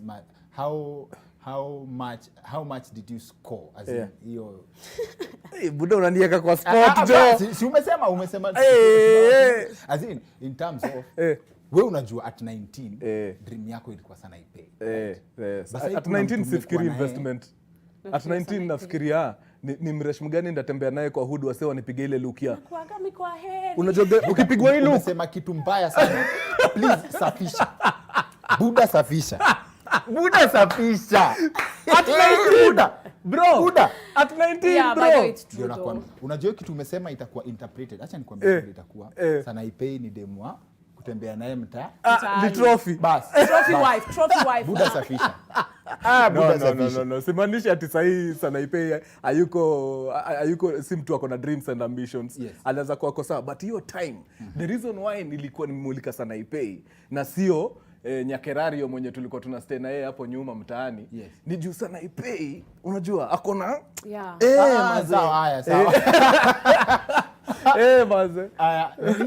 Shonaro anasema Sharon alikuwa na story moja ilinibamba sana. In fact alikuwa tukiongelea ya vile walichotwa na maceleb. Walichotwa na maceleb. Kuchotwa. Okay. Hiyo story ni celeb. Tulikuwa I think Naifest ama Oktoberfest, one of the two. Sasa tunajua we are on this side and they are on the other side. Tuna assume ile oxygen wako nayo ni oxygen 12 pro. Bas. Wao wanaipata. So ikakuwa mambo unaniita? No. Mimi, are you sure it's me? Then it's you, and then unaweza ita mtu. List haraka. Nani? Come. So anakuita kuja. Tukakuja ikakuwa. Tukaenda home kwa ground my friend. Walilala njaa mazi. Walai. Nao ndio waliwaita. Nililipi hata Uber manze. Nikabaki wewe acha nilipe Uber. One of the most important lesson I learned was that always carry your money. Beba pesa yako, and also don't judge people from what is on social media and just on the face value. There is more utapigwa na disappointment. You're going to Kingori unajua cha kusikitisha ni nini? Hao maceleb walikuwa hapo kando ndio, lakini kuna mjamaa alikuwa hapo. Sura personal, anakaa vile anataka na kitambi yake iko na third floor. Lakini huyo ndio alikuwa wakusababisha. Ni vile hawakujua. Hawakumpatia benefit of doubt. Kuna tu jamaa alikuwa tu hapo na kitambi iko na kiti yake hapa kando. Yeye ndio anasababisha hapo, ana pop barrels hapo deadly, lakini sasa juu image haikubali. Which brings me to an interesting point. Madem ni ujua kunini hivi. Ni ujua kusoma watu. Hapo unaweza kuongwa hapo ukiwa 18 19. Ni ujuaje umse yako na do. You are judging a book by its cover. Madem ni experts at that. Ni ujuaje. Tuambie tu kwa TV but mtachange. Unajua mtu wako na do acheki vile Freddy anacheka. Umejuaje niko na leo? Unajua anajua akicheka aanguke hivi. Notice zinadunda. Huyu anacheka na hivi mikono. Huyu ni mtu ana kitu. Mazee ukweli imeuma hapo. Prezo watu anakujanga anaongea anatembea pole pole. Jamani nimesikia mkishare ma memes. Acheki ati mlikuwa mnashare memes. Ni pole pole. Mtu akicheka hii poko dhali unajua huyu ana kitu. Huyu unajua ni muende awashikie mzinga saa yenye mnangoja wengine wakikuja asafishe rada msitolewe nje bouncer. Nini ingine tena nyu angalia? Tukisema looks by the way, squeezy mmeinvest sana kwa looks. Kama huyu ndo amedunga suti nadhani yako na kitu na hana. Hakuna. Hata Meja alisema. Hata sijacheka nikiinua mguu mazi. Hizi suti ndio mwana suti we have a lot of conments wanavaa suti sababu washajua size everyone falls for you. Lakini yule mwenye anakaanga kidogo ajielewi kidogo bas loaded. Yule mwenye akona pink lips kama huyu anashinda kizilamba lamba. Hakuna kitu. My friend, that's a strategy. Kingori. Strategy ama kuchomeka na changa. Inakusho mtu anakunywa si legit. Inakusho kama mtu anaweza choma lips zake na liver. Sembuse wewe sasa. Atakuchoma mbaya. Na mtachoma picha mkiwa wawili. Si tunajua expectations za machali ulishasema ni aje vile dem ana think and everything. Then what is, as we wind up, what is the space for hao mademu wengine wamebaki? Hao mademu wa kupati, hao mademu wa mzinga, what is the space for them? Kuna kazi kwa club. Club kuna kazi. Aongei poa mazi. Unachoma. You are incinerating. I mean, see, you just have to make peace with the fact that kila mtu atakuwa number 1 in class. Alafu pia usisahau unachekia hao madem wenye dreams and ambitions ni kutesa. Equally kuna maboy wako hivyo. Yeah. Kuna maboy hiyo ndio sasa kabisa. So hao ndio wana match. Sasa hiyo ni same WhatsApp. Sasa ngori ni wewe uko na dreams zako za kamulu unataka kujiweka kwa dreams za mtu wa kiza. True, yeah. Hapo sasa hakuna mahali mnaenda. Hapo utafurahia. Yo, Abel. Tuambie, ambia maboys kitu, alafu Sharon pia ama niseme Shonarwa ambie madem kitu. Tuanze na madem. Umeaddress Abel alafu nani? Tuanze na madem. Anywho, mimi, the only thing I would like to tell the ladies out there is that work on yourself first. Hakuna mtu anataka dem anaokotwa sijui uko na issues, uko na sijui nini. Work on yourself, invest, have something to bring on the table. As much as tunataka boy make, hata wao wanataka madem wako na something in return. So don't just bring beauty. Beauty squeezy utanunua kwa mchina. So invest in yourself and at least have something other than the beauty. Mimi nitaambia tu mandume mazee irizo aririzo. Hivyo ndio iko. Najua watu watalia ni unfair mademo wanatakaje wanataka nini. Mimi nataka naweza tumia tu hiyo ka stepping stone ama kama fuel ya kujichallenge as a man. Kama Waresho wamesema wakuongeleshi until ulete kitu kwa meza, ngangana leta kitu kwa meza. Tulikuwa na Njigusha hapa alisema ameidampiwa juu hakuna kitu alikuwa analeta kwa meza. But Wakavinyali stick na yeye through thick and thin. Wakavinyali alileta hiyo kitu inaletwa kwa meza na meza yenyewe. That's why nasema kila mtu at least work hard. Bas. Maze nyinyi wase wa bold sana. In fact, by the go check out Abel Mutua's YouTube channel na YouTube channel ya Shonarwa. Maze content yenu inanibamba. Maze make sure you go through their channels na usubscribe na uweke hiyo notification button alafu pitie huko kwa channel ya Wicked Edition. Take. To summarize kila kitu yenye tumesikia kwa show ya leo ni it is what it is. That's it for the Wicked Edition. See you next week. My name is Dr. Kingori.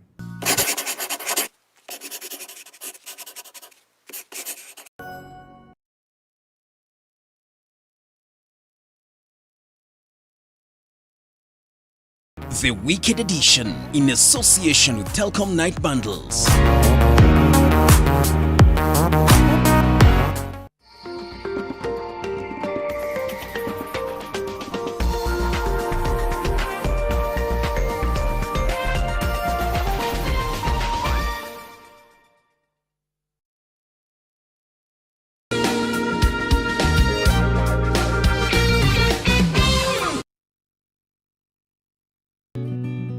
I help women find independence by training them in fish farming. It's tough on my back, joints, and can cause headaches.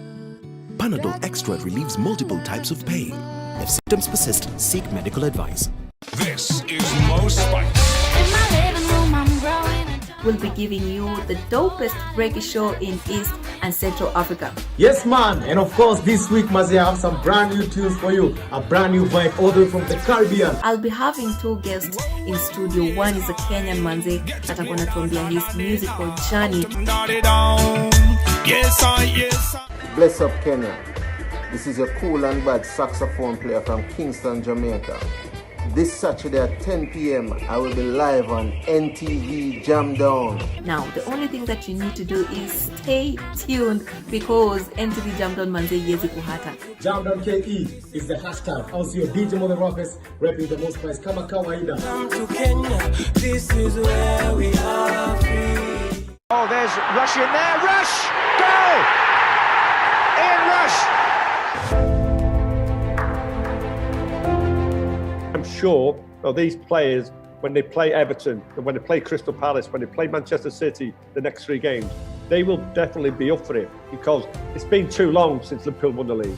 Origi there, Belgian, yes, but of course with Kenyan roots. Your thoughts on the player?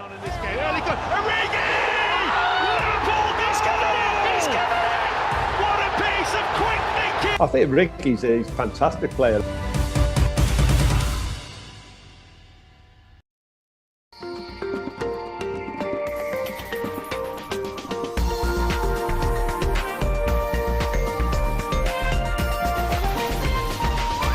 NTV, turning on your world.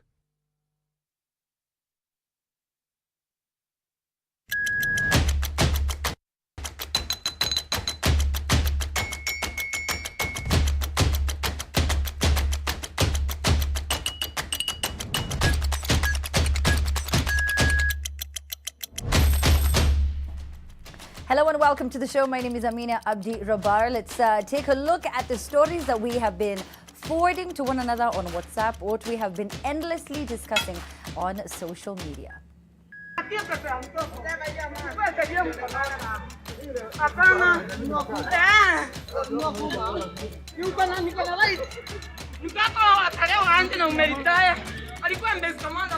Well, a woman from Embu is demanding 300,000 from a deadbeat father. Hii mwaka kumbe inataka makasiriko hivi. It is believed that Machakos County has higher number of teenage pregnancies than COVID-19 cases. Are we fighting the wrong pandemic, Yawa?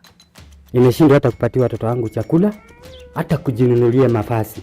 So nimeamua mimi kutafuta mtu nimpe watoto wangu wawili. A man from Nyeri unable to feed his children. He's asking for well-wishers to adopt his kids. Is Corona taking a toll on us? Find out what the panel has to say. Hii mtu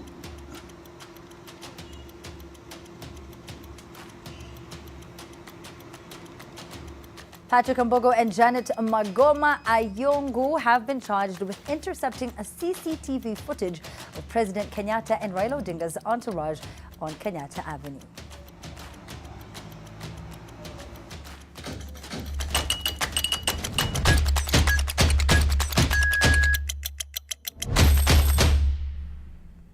Was it intercepting? All right, so let's hear what the panel has got to say. Let's meet our panelists. Hey, Butira and Anita, what it do? Yeah, what it does? How are you? It's fine. Aye? Yeah. Okay, yeah. What? Niko sad. Niko sad. Uko sawa.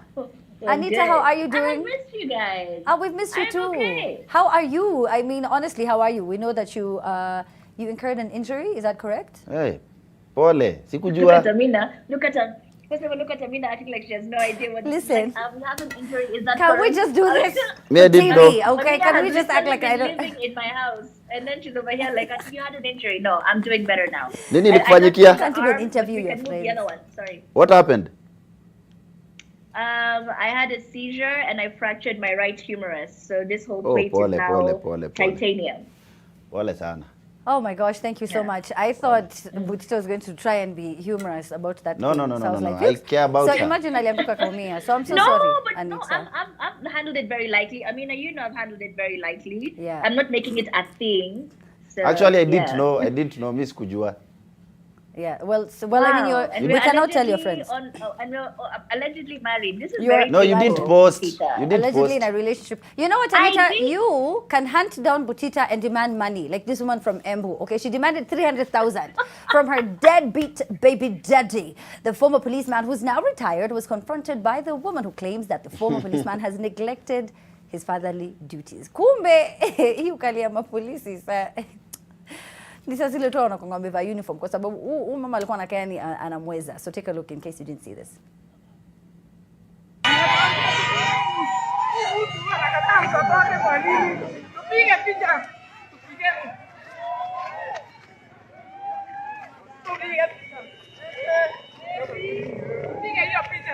Anasema mtoto si wake, ataki kupea upkeep na ameritaya. Tupige picha, ameritaya. Anasema hata mtoto si wake na anajua ni wake. Tupige picha. Alipo hata huyu. Hapana, huyu mtu anjipike. Hata ile 300,000 ya mtoto ukisema unapeana. Nimekwambia. Usikue sheria mkononi sasa. You know, I mean, I understand her pain. Butita, if you've ever talked to anyone who is a single parent, not because the partner is deceased or because they're unemployed or because they cannot provide, but because they choose to neglect their responsibilities, it's so hurtful, especially to the children. You know what I mean? And we're talking about basic needs. We're not talking about a lavish, luxurious lifestyle. We get it. Maybe you don't want to give them that because they're not your immediate family. Let them move on. But it's so unfair to the children. You are an adult. You know what you did. Haukutumia anything to protect.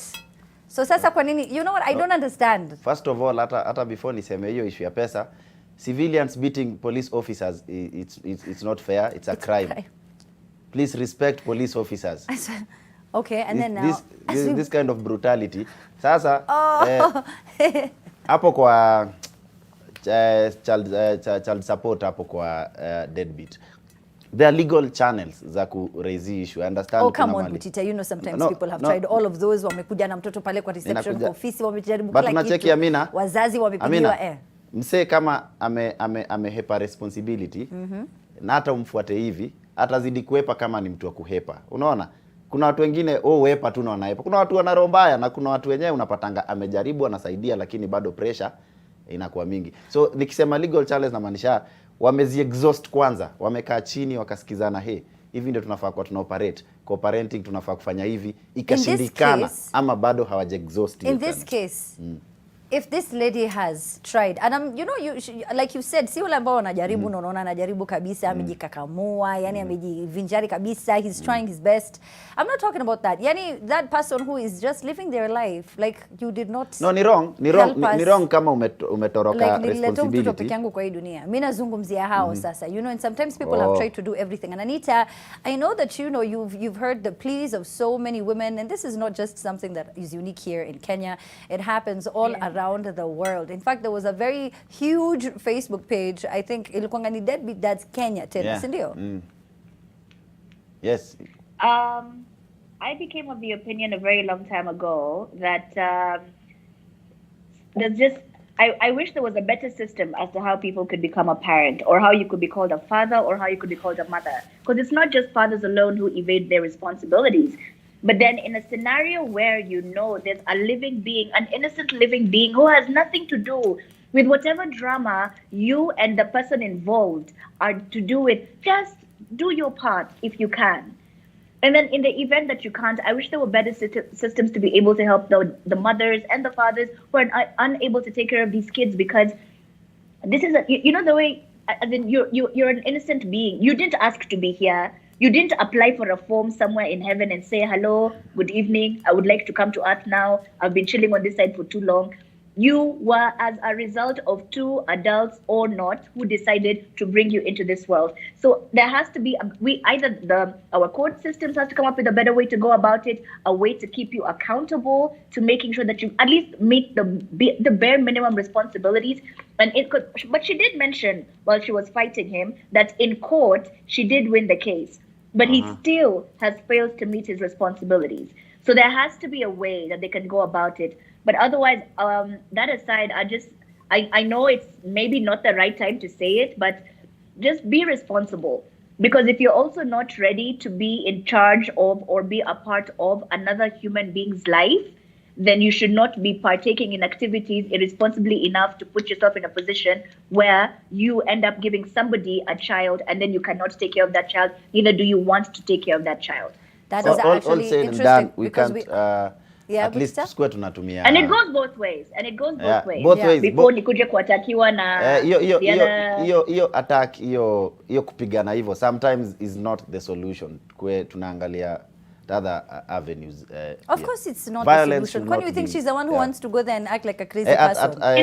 Namuelewa, but unajua cheki. Wacheni niwaambie kitu moja. No. Naelewa. Nyinyi madem na understand where you're coming from. Relax. Amina. Wacha nitoe opinion yangu. Nyinyi kama sikia. Simnisikie tu. Ubayenu inakuanga hivyo. Nyinyi kama madem na understand pain yenu. Pia mimi na understand pain yenu. Si ati I don't support mse kuacha mtoi na kukata kumsaidia. I don't support at all. Kitu nasema Tusikue tuna resolve kwa violence kama kuna another way ya kusolve issue. Amina kuna wase wenda wanatupa mtoi kwa kampuni kwa gate. Unacheki? So difference yako na huyu chali mwenye amekata mtoi ni gani kama mneka mtoi into the crisis nyinyi wote? Mimi hata sijai kufanya hivi. Kuna wase fanya hivyo. Kuna watu wanaendaga wanaachilia mtoi mahali. Chika mtoto wako enda. Huyo mtoi mnamuumiza nyinyi wote. Siangalie kamera. So hii story. Kwani si basi kuja hapa, kuja kwa hii meza basi. Nikuhag. First of all, it's not a male or female issue. There are also mothers who have neglected their responsibilities of taking care of their children. So that is true. That's what she said. And she also said that like we're going to talk about it today, right? There are so many teenagers all across the country who are now expecting. You know what I mean? So we're going to touch on that as well. So it's not a male or female. It's like nyinyi kama madem najua mmekasirika. Nimesema nyinyi kama madem naelewa uchungeni and I'm sorry for that. I can't. See I'm sorry for the statement. I'm sorry for the pain. Engage in sexual activities. Don't weaponize my words. No. In mind. No. All right, I guess we agree to disagree with each other on a very simple matter. And I love that maybe about take care this of the kids. Okay. All right, maybe hopefully this story we might agree on. The Apple company that produces iPhones has introduced a new shortcut of opening the front camera when the police pull. I think this is going. I'm not sure if this is also going to. Anyway, but when the police, pull you over, I wonder if it will work like in Kariobangi. Butite Bunyambie, what do you think? Will unajua shida ni pronunciation. You know, for you to tell Siri, Siri, I'm getting pulled over. Unajua inafai react, inafai record. Sasa unaweza sema Siri, I'm getting pulled over. Alafu say, did you mean you're getting pulled over? Karawa sikie, unacheki. So kwa pronunciation wangeacha ikubali sheng, ikubali lugha zote za dunia. You just input your language. Siri masanse, unaona? Sasa kama uko stato wakubali hata wale black America wa Afrika wako kwa black waongea hata na lugha zao za Afrika. Ukisema hata ukiongea na Kisapere, Kiluya, Siri inaanza kurecord. But as long as iko hiyo English correct. Kama sisi pia kiwarge sio. Ama kitu tu kama wa. Inaanza kurecord. Wow. Buda. I know you to. No, but I tried it. It doesn't work. Okay, maybe not in this country. Ama pole afisa. When I try. No. I tried it here. It said, sorry, I don't understand what you mean or something in those lines. It was like, can I search the web? I'm like, so you want to search the web for how I am being put? Just never mind. It's okay. I'll record for myself. This is why everyone needs a dash cam. That is true. Actually, in some countries, nilisikia inakwanga kuna countries kona law, lazima ukwe na dash cam hapo. That is actually very true. Now, also, I mean, has this ever? You've had people who say that they've been pinned with something was just planted on them, a bag of marijuana. It's called bonoko. And so, but you see, if you did have a camera to record everything that was taking place, maybe one is on kwa sababu ulikuwa unaongelesha vibaya. Unajua saa zingine watu ongelesha watu vibaya. People can be rude. You just get angry. You're like, kwanza wewe unakaa wabangi. They are so rude. They're rude to guards. Unasikia tu Butita, ebu shuka kidogo. Kuna situation. Do you know me? Do you know my story? Do you know my mother know where I'm from? You're like, no one, just sit down, okay? Sit down. Now we have to go bribe the Wochi because you just could not keep it together. Maybe that's going to help. But we have to talk about the other pandemic, I guess, that no one is talking about. Teenage pregnancies across the country. Hashtag TTTT at The Trend Live. We're going to be right back after these short messages.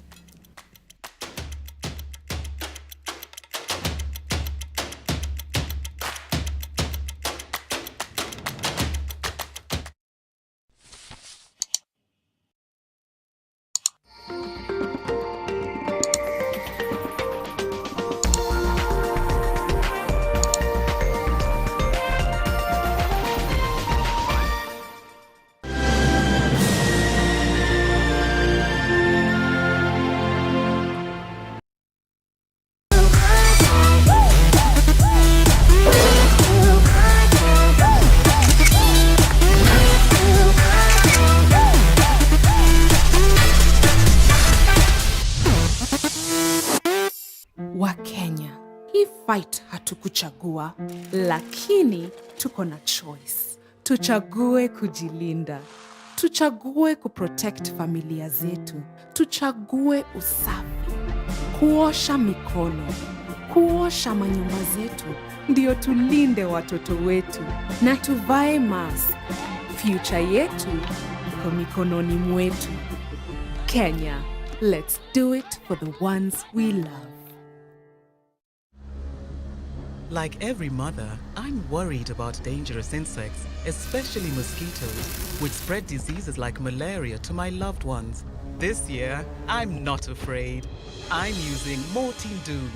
Mortein Doom All Insect Killer provides protection in seconds. Not even a single mosquito is spared, because even one mosquito bite can cause malaria. Mortein Doom provides protection in seconds. Oya ni aje, mimi ndo Jonte Fresh. Mimi ndio nimetambulika hii Gikomba yote sekta ya manguo. Jumio transform nguo ordinary za mtush zenye ziuka mna hii harufu ya bail into the freshest Iggy Kosh yote. Siri ni hii Ariel mpya ya pink. Na kushow mtush zinang'ara kung'ara kushinda kamera. So clean, so fresh. Ma customer unaisana na hii story. Ninatumia Ariel touch of down mpya tu. This week on to Zidina Hustle. Buda wako anilonanga na mada tukiwa wadogo. Buda pale kwa msee wa Teitei. Kuna day dogo walifurugana na madha. Lakini madhangu baya sana. Ningekuwa na wale watoto waniheshimu. Ningejinyonga nikufe nizikwe. Mimi nilikuwa nauza hapa baadhi ya kibanda. Amenifunza kukata mboga mbaya sana.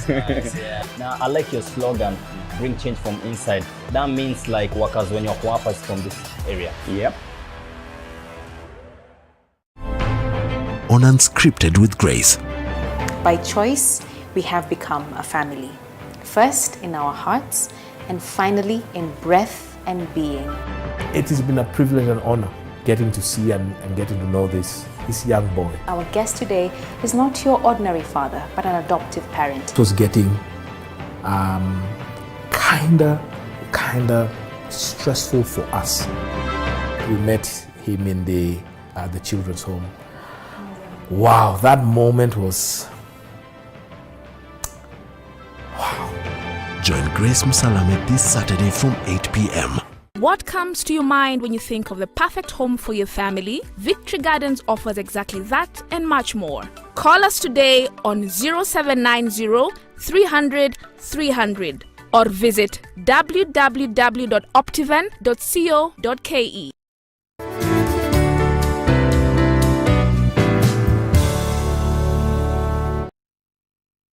Amar Sanitizer is an alcohol-based sanitizer containing ethanol, which has a broad spectrum antimicrobial activity, killing bacteria, viruses and fungi. Amar Sanitizer is enriched with aloe vera, making it gentle on your hands.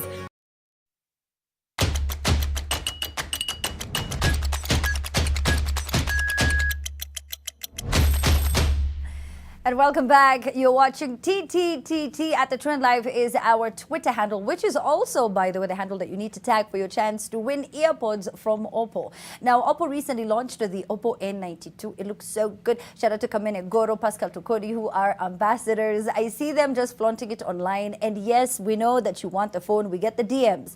We are getting them all over on Facebook, on Twitter, and in my Instagram DMs as well. A lot of you actually need the phone for work, and that's because of the amazing video and picture quality that comes with that device. All right, so now this is what we're going to do. See, Father's Day is coming up, and we have all these memories of our dads. So why don't you share them with the hashtag Oppo A92 plus tag Oppo's official social media pages, and also jump on that hashtag Shine Up Your A Moment. Okay, and if you're a new dad, it's okay. You can tell us what it is that you love about being a father, and you can tag us with that hashtag Oppo A92 and hashtag Oppo Shine Up Your A Moment. So do not forget. All right, so now to this story that was very shocking. All right, so now Butita, I want us to play a game, okay? Yeah. So I want you to guess, okay, how many girls got pregnant during how long a period, so that you can see how shocking this was, okay? Mm-hmm. More than 28 girls on average became pregnant in Machakos. How often? Was it weekly? More than 28? Yeah. Weekly? 28 actually. No, it can't be weekly. What about monthly? No, not monthly. So you don't think 28 is too big a number for monthly? Quarterly.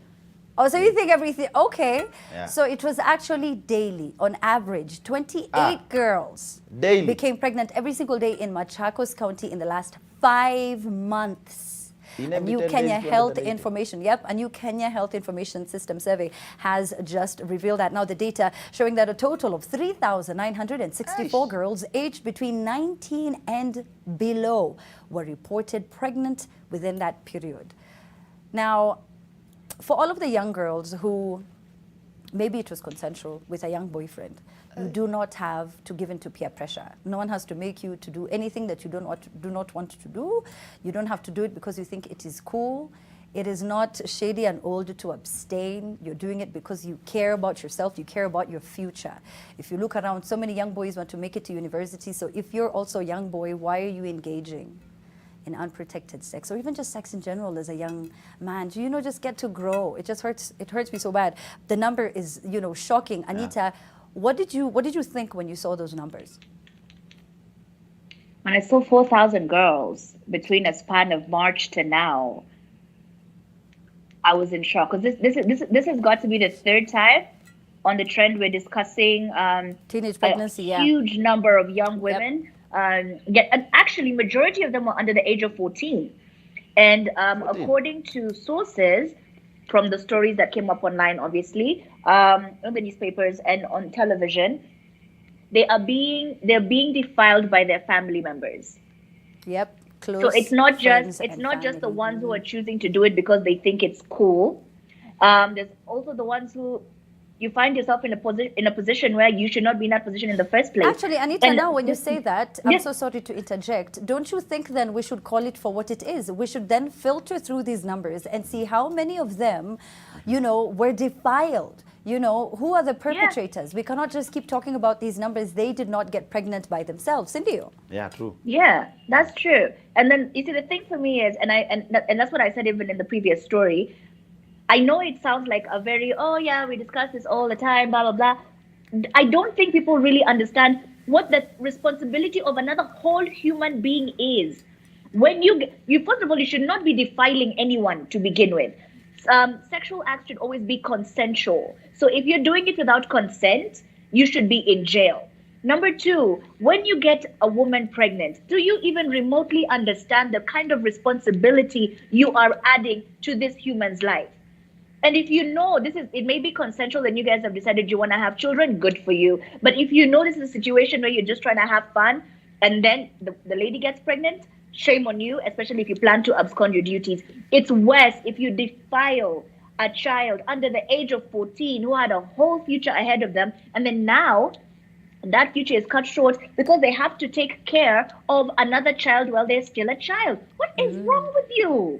So wrong. Sorry, these stories make me so angry. I don't understand. Yeah, I don't see how you can look at a child of a certain age, or a child for that matter.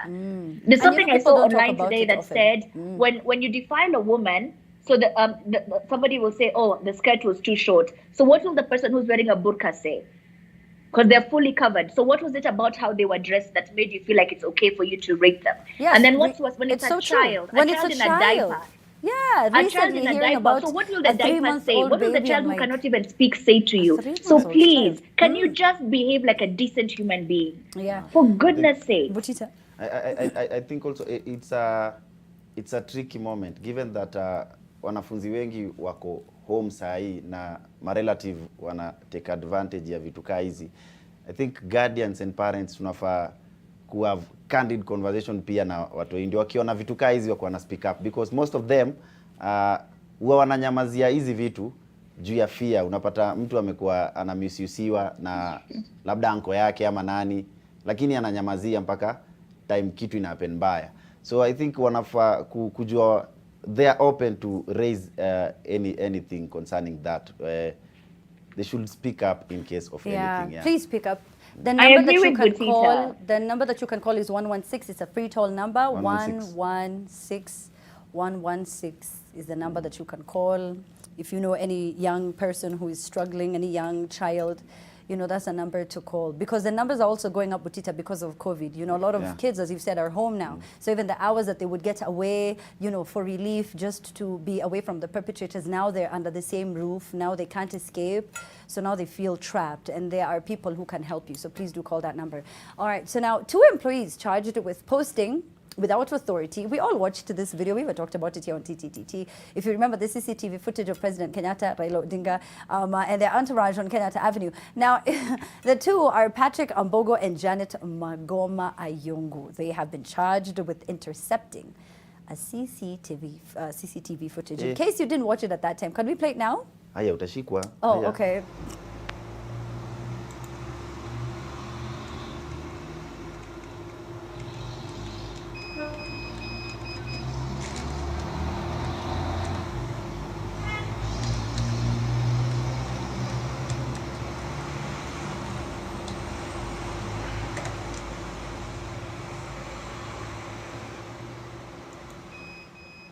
All right, so they said that, people are allowed to get emotional, however, that it was still a breach of security.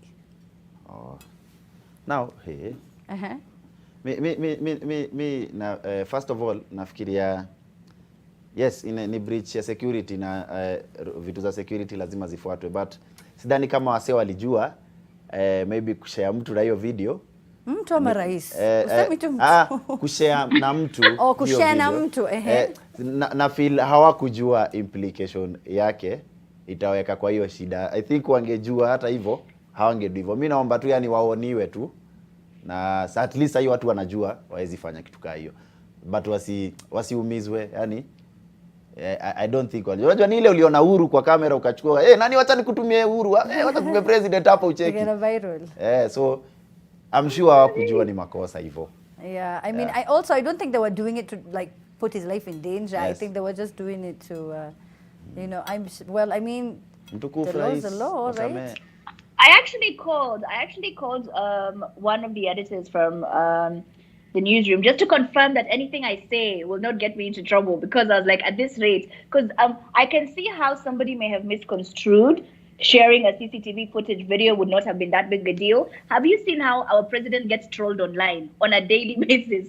As in, there is no meme that goes by, there's no trend that goes by, there's no image.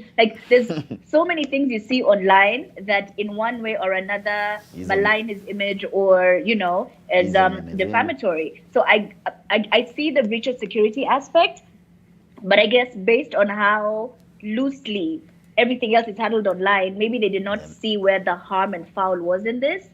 But yeah, apparently it's actually very much against the law. So just they also say jameni hizo meme zenyu jameni. They also say ignorance does not hold any water. in a court of law, so you have to be very careful. That's what I was told by Bernard. Bernard said to me, he said, Anita, just because you didn't know doesn't mean you should not do. Yeah, so just should know. Just should be careful. And a lot of people need to be careful, by the way. Kupoteza job sahi manze. You need to be careful kwa sababu hivyo mchezo is another time how someone's going to now share more sensitive footage that should not be seen by the public. You know what I mean?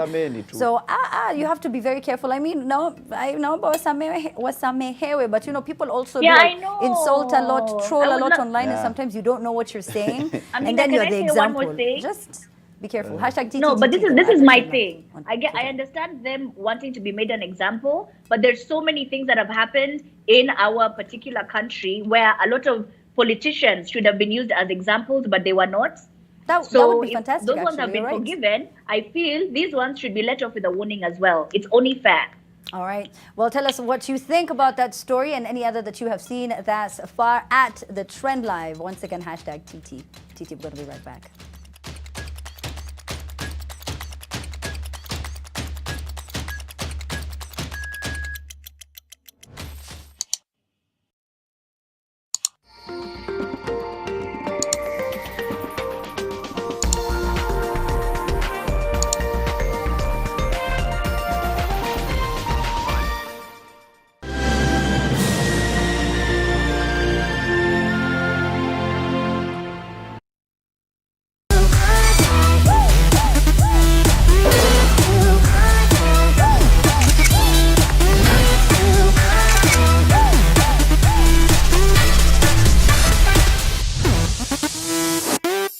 wa Kenya.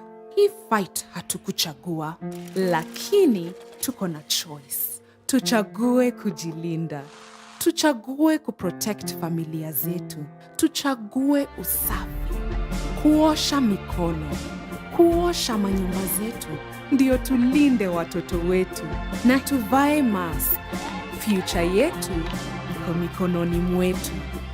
Kenya, let's do it for the ones we love. Ah, Helen Paul. Hello, madam. Would you like to join us on this mission? Yes, but how? Just one question for you. How do you keep your toilet clean? I use regular detergent and bleach for washing and removing yellow stains. I've been using it for years. Oh, madam, the regular detergents and bleach are used for washing clothes. To disinfect your toilet properly, you need Harpic 10X. It is specially made for germs and stains removal. Harpic's thick formula settles on stains and gives 10 times better cleaning compared to regular detergents and bleach. Wow, now I'm convinced, Helen Paul. Really? Yeah. Now that she's part of the mission, the next house is yours. My whole life is in my phone.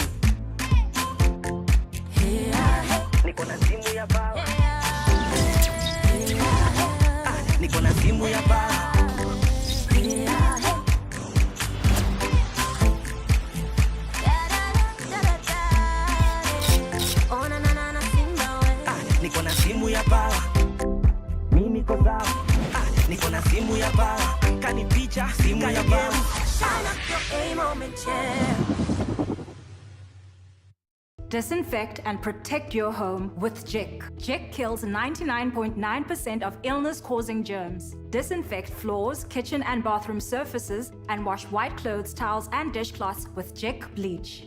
Just Jik it.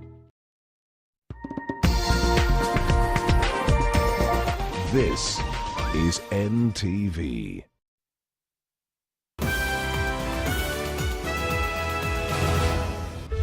Tonight, how your 327 billion shillings was spent on an illegally procured standard gauge railway tender. Court deals government's top project a blow. Also tonight, different colors, one party. DP William Ruto's allies sending mixed signals over his likely vehicle for 2022. And government now targeting those who encroach the Ngong forest with plans to reclaim the shrinking treasure. The original size of this forest when it was declared in 1932, 7,000 acres. As we speak now, the balance is less than 1,000. There's a wild price to pay for those who do not obey. We will fence you in, and let's see now how you get out. And we will, once we have done that, release the animals. And on Bullseye, the day Steve decided to go for the double. Wiper continues as a member party of NASA coalition because you can't belong to two coalitions at the same time. So this is what I'm calling mchezo wa paka na panya. Tales of the Queen and Baba's party. Mtu ataweza kujiokoa mwenyewe. Na sisi kama chama ya ODM tutasimama na yeye. It's the season of lies and true lies.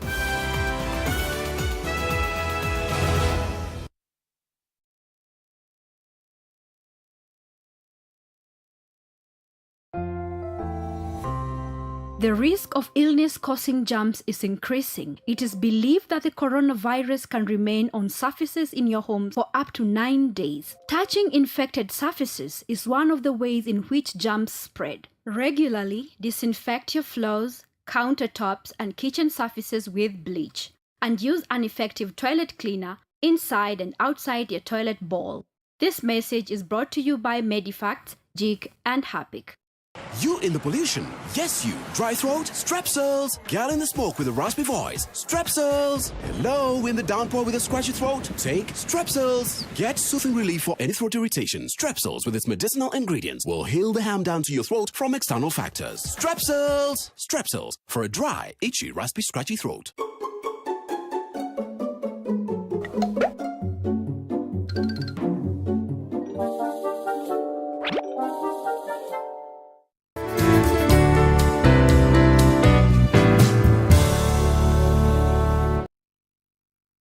Amara Sanitizer is an alcohol-based sanitizer containing ethanol, which has a broad spectrum antimicrobial activity, killing bacteria, viruses, and fungi. Amara Sanitizer is enriched with aloe vera, making it gentle on your hands.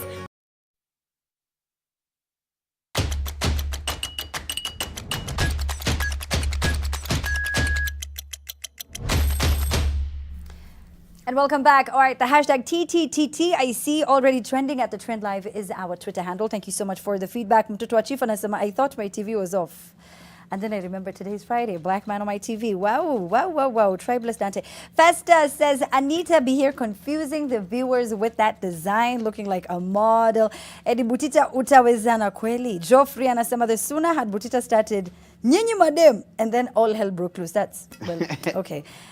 In fact, amesema the other part of your statement did not matter after that. Imenikumbusha siku ile mtu ushaigonga mtu wa ndudhi. Shaikuzana vile wanatokeanga from nowhere. Oh, yani so ni mimi nimemgonga si amenigonga? Kitu tu imefanyikia na mtu wa ndudhi. Of course, na jam. Wanatokea kasi. Hey. No, but sincerely speaking, there's nothing that irritates anyone, okay? Mostly the female race, more than when somebody says, first of all, you women, you're like, wait a minute. Don't even need to hear something that had nothing to do with hata si waambiwa. Hata si waambiwa. Calm down. Hata sisi waambiwa. Nyinyi maboy. Or relax. Nyinyi maboy. Or relax. I think ni vile nyinyi mnaongeanga. Si ni unajua Butita nyinyi kama machali. Si kama machali. Nyinyi kama machali. Si kama machali. That sounds weird. Joel says Chebuyusi Kakamega County is watching. Jenga says Atibana simtuambie. Ati Osiri Masanse Butita is on a whole other level. Elias says, I'm joining you guys from Kayole. I am loving the show. I'm enjoying it. Thank you so much. And then Butita apparently ameanza kwa light skin. Continue eating what you're eating. Okay, Mr. P says, huyo Anita ni mrembo. Ati wakule wa black. Manze historia stima ikipotea wase wananitaja. Ishe. Guys, let's by the colorism. Manze naona stima inapotea Mombasa ati Butita huku coast. Oh my god. Stima inapotea Kakamega ati wase Butita amepitia Kakamega.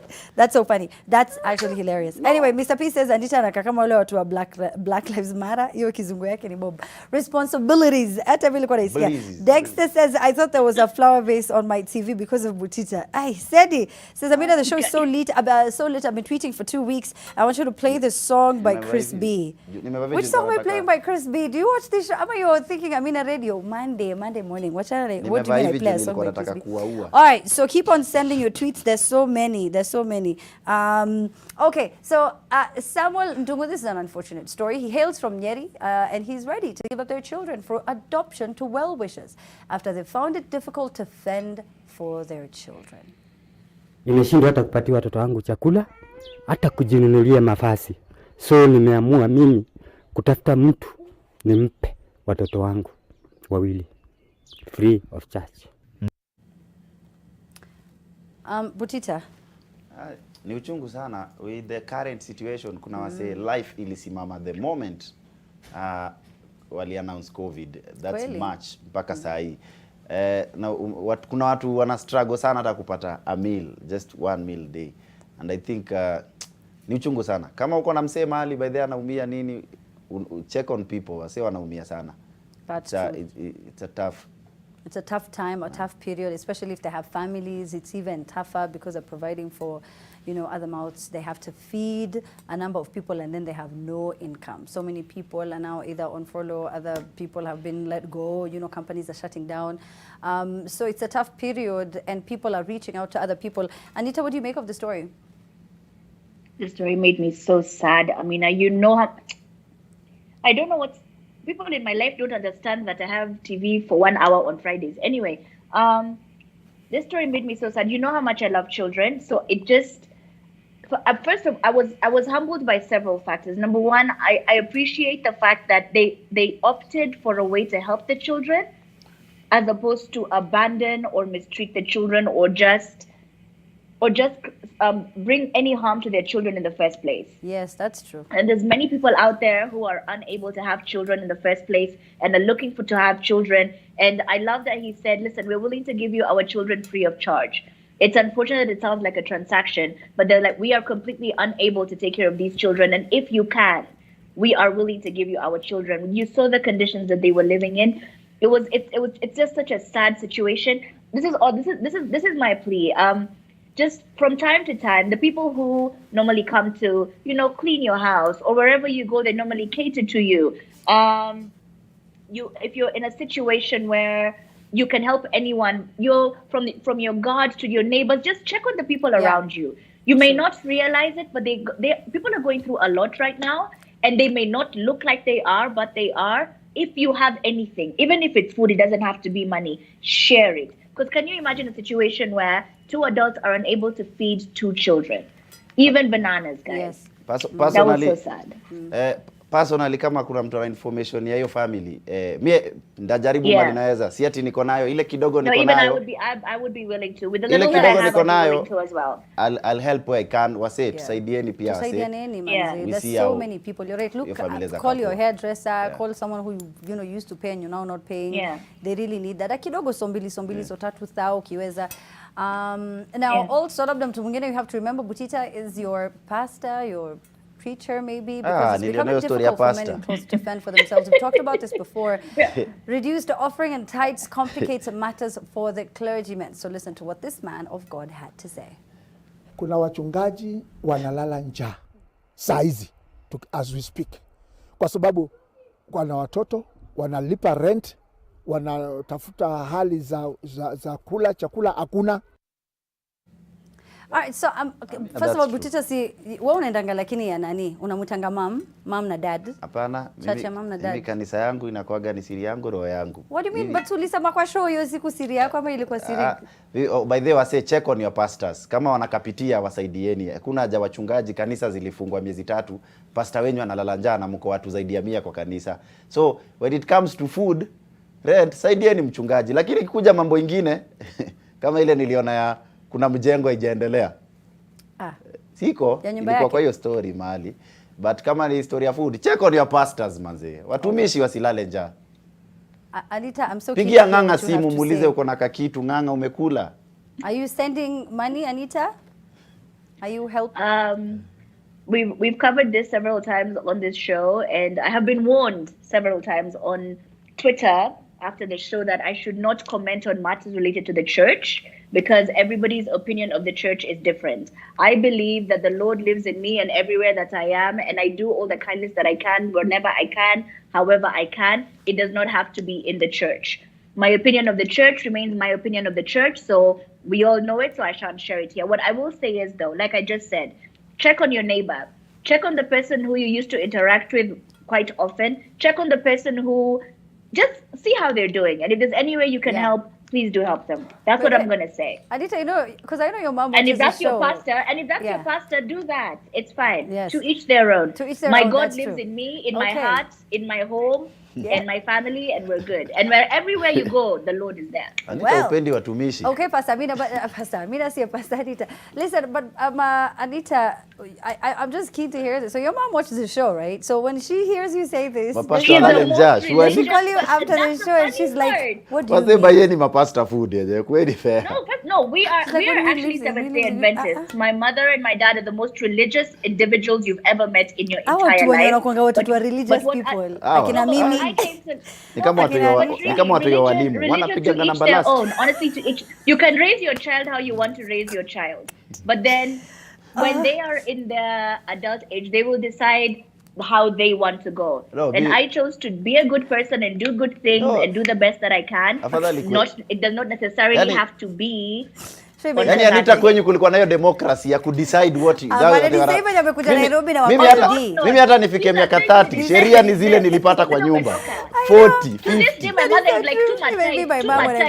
I'm like, unfortunately the show is over. I want to know where it's going. Anita, the show is over. The sermon continues on her IG live. Anita Nderu, please go check it out. Butita, you can find him on Black Twitter, Black Internet. I mean, actually niseme hii. We don't have time. Okay, subscribe on my YouTube channel, Eddie Butita. Nice. Yeah. Go ahead, Butita. A lot of content there. Every day I'm putting content there. Okay, we're done with the show. Catch you at 10. Jobo is going on at 10. Find out how to win your earpods from Oppo at 10 p.m. Adios. Thank you so much for watching the show. My name is Amina Abdurrahman. Coming up is the news. Goodbye. I can't believe you...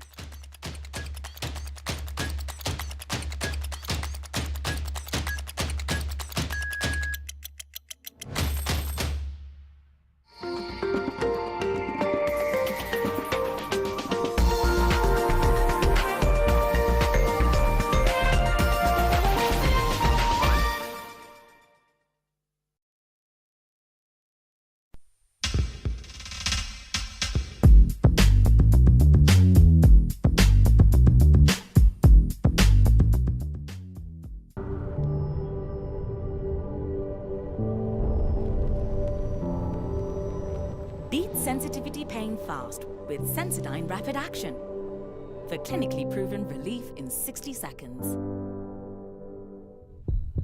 Mmekaribishwa. Asante. Mujisikie mko nyumbani. Huyu ni kama hajakula kitu. Niko na njaa. Haya, ngoja. Ona. Hapa tunakula mzima. Malenge. Si zile ndio ungetupatia kuliko hii. Ile ni ya wageni wangu wanakuja. Lazima tuchore anti. Lala. Oi. Nini tena?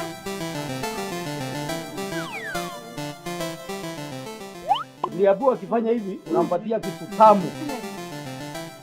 Selector, bigger, tasty and healthy. And now Selector comes with free Choco Primo drinking chocolate for a limited period of time. Ile utamu iko hapa, watafurahia sana. The Kenya School of Revenue Administration, KESRA, is the leading capacity builder of choice in tax, customs and fiscal policy in Africa. It is one of the only 4 World Customs Organization WCO accredited regional training centers in East and Southern Africa. KESRA is also the regional training institution for African Tax Administration Forum (ATAF) and the Organization for Economic Cooperation and Development (OECD). Charter career or business path in tax consultancy, audit, customs, clearing and forwarding, shipping and financial advisory. Now is your time. Apply now for certificate courses in Tax Administration, Customs, Administration, and East Africa Customs Freight Forwarding Practicing Certificate (EACFFPC). Diploma programs in Tax Administration, Customs Administration. Higher National Diploma in Tax Administration, Customs Administration. Postgraduate diploma programs in Tax Administration, Customs Administration, Master's program in Tax and Customs Administration with specialization in tax or customs. The Kenya School of Revenue Administration, transcending to excellence.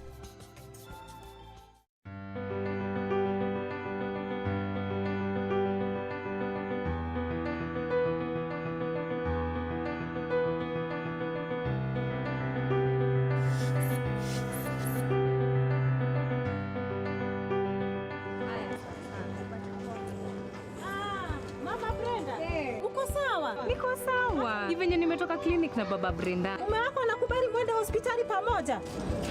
Wangu hata nimlipe, hauwezi kubali. Ilibidi twende na yeye, nipimwe. Yeye apimwe. Kama kuna HIV, nipewe dawa ndio mtoto asipate HIV. Wanaume wenzangu, kuandamana na mama akienda clinic na pia kujua hali yako ya HIV ni muhimu.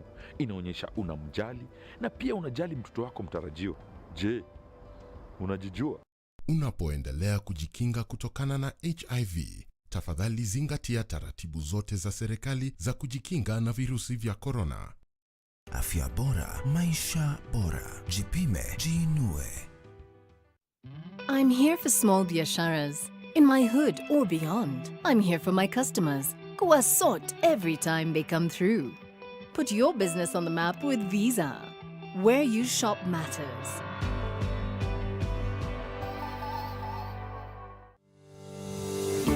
Base Titanium Limited, located in Kwale County, operates Kenya's largest mine. The company invests in a variety of community livelihood enhancement programs whose legacy will outlast the life of the mining project.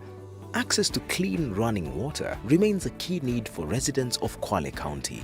To empower communities in the fight against the COVID-19 pandemic, Base Titanium has donated and installed over 120 hand-washing units in high-traffic areas in Kwale County, including government and local administrative offices. Base Titanium is also supplying fresh water for domestic use to communities surrounding the mine site. Base Titanium is demonstrating its commitment to sustainable community development programs in Kwale County.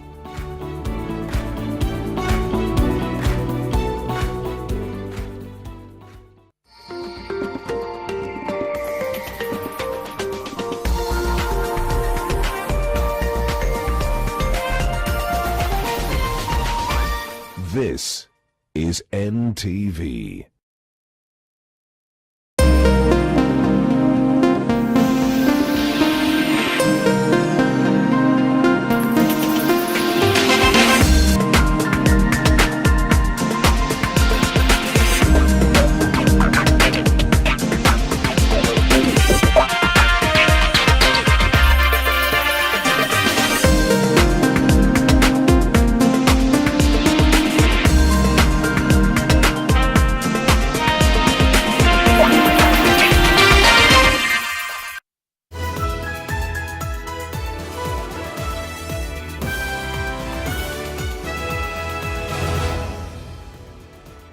3 minutes to the top of the hour, but you're just in time for NTV Weekend Edition. And we start with a look at the global numbers of the coronavirus. And yes, globally so far, the cases are at 8.6 million confirmed so far, with the reported deaths of over 458,000, with recoveries being just over 4.5 million patients around the world. Let's bring it closer home to Africa, and the confirmed cases so far 281,000 and reported deaths of 7,511, with recoveries of over 131,000 patients. In the USA, the 2.2 million patients have been confirmed so far as having the coronavirus, with reported deaths at 120,000 and recoveries of over 931,000. We'll be getting to the Kenyan numbers and the developments there in a bit, but first, the other stories highlighted tonight. How your 327 billion shillings was spent on an illegally procured standard gauge railway tender. Court deals government's top project a blow. Also tonight, different colors, one party. DP William Ruto's allies sending mixed signals over his likely vehicle for 2022. And government now targeting those who encroach the Ngong forest with plans to reclaim the shrinking treasure. The original size of this forest, when it was declared in 1932, 7,000 acres. As we speak now, the balance is less than 1,000. There's a wild price to pay for those who do not obey. We will fence you in, and let's see now how you get out. And we will, once we have done that, release the animals. And on Bullseye, the day Steve decided to go for the double. Wiper continues as a member party of NASA coalition, because you can't belong to two coalitions at the same time. So this is what I'm calling mchezo wa paka na panya. Tales of the Queen and Baba's party. Mtu ataweza kujiokoa mwenyewe. Na sisi kama chama ya ODM tutasimama na yeye. It's the season of lies and true lies.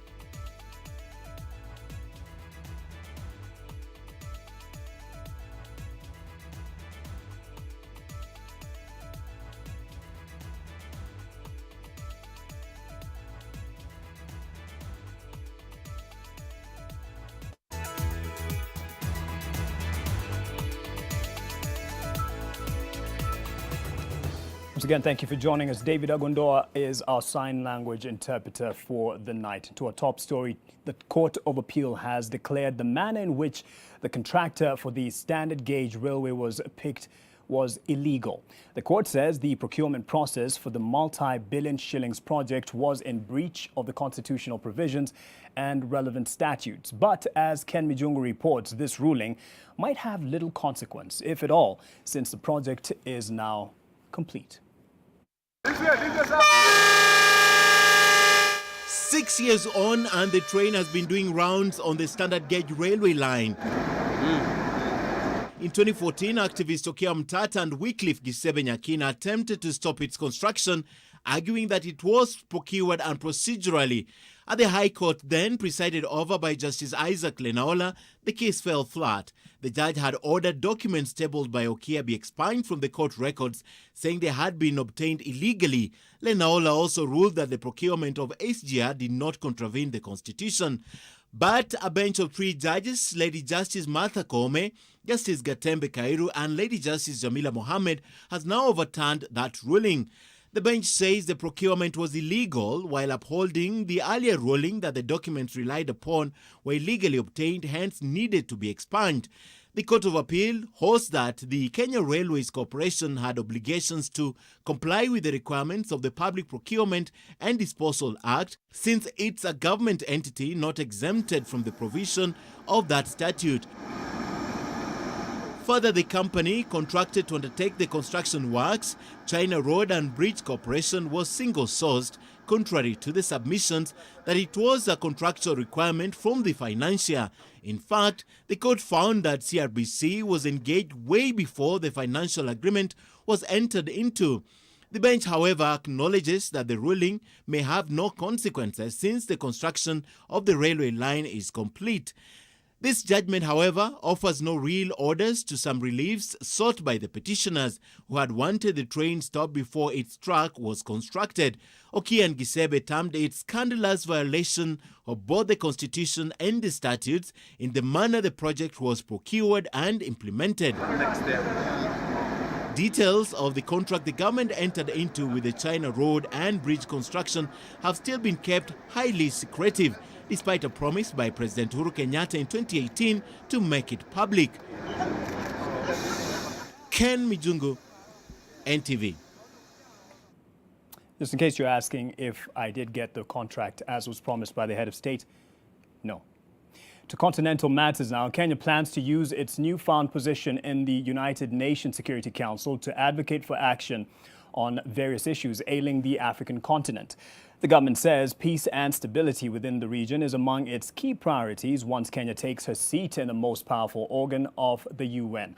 Debaline reports that Djibouti has conceded defeat.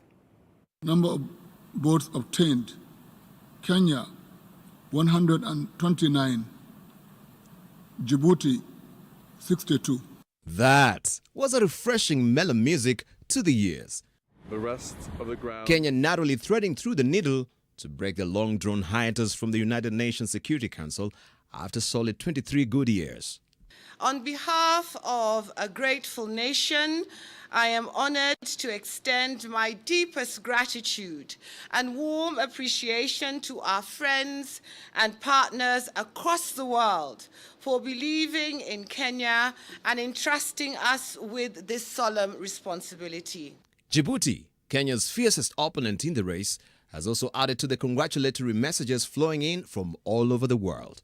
President Ismail Omar Guelleh says in a Twitter, and I quote, "We extend our congratulations to Kenya as the newest representative of our region at the United Nations Security Council. I am convinced they will bring valuable contributions to the debates during the tenure in the Security Council. My congratulations to His Excellency Uhuru Kenyatta and the Kenyan nation." But after the victory comes the actual work. Kenya says it will use this position to champion the continent's issues. Our agenda will lay focus on the need to strengthen multilateralism, the imperative to support global peacekeeping operations and regional peace and security arrangements, the need to innovate and adapt in confronting the mutating challenge of terrorism and violent extremism. The new feat comes at a time of a global health pandemic, one that has grounded many economies in the continent. What is the win about? Kenya will be rejoining the United Nations Security Council at a time of a shifting global order. Our world is today confronted by complex, multifaceted, and gravely serious challenges. A nation is only as secure as her neighbors, C.S. Omamo says. We will remain fixed on Africa as a priority also. Kenya takes the place of South Africa and now joins Norway, Ireland, India and Mexico as non-permanent members of a 2-year term starting on January the 1st, 2021. Debaline, NTV. And now to the COVID situation in the country. The judiciary has suspended all court activities in Mombasa County after 11 members of staff tested positive for COVID-19. In a statement by Chief Justice David Maraga, the High Court, the City Court and the Children's Court in Tononoka will be affected by the suspension. Maraga further says that those who have contracted the virus include the judicial officers and the registry staff. The CJ also notes that all 118 contacts have been traced and are to proceed to quarantine for 14 days. Open court activities also stand suspended with plans underway to hold sittings virtually. Mombasa County today confirmed 20 new infections.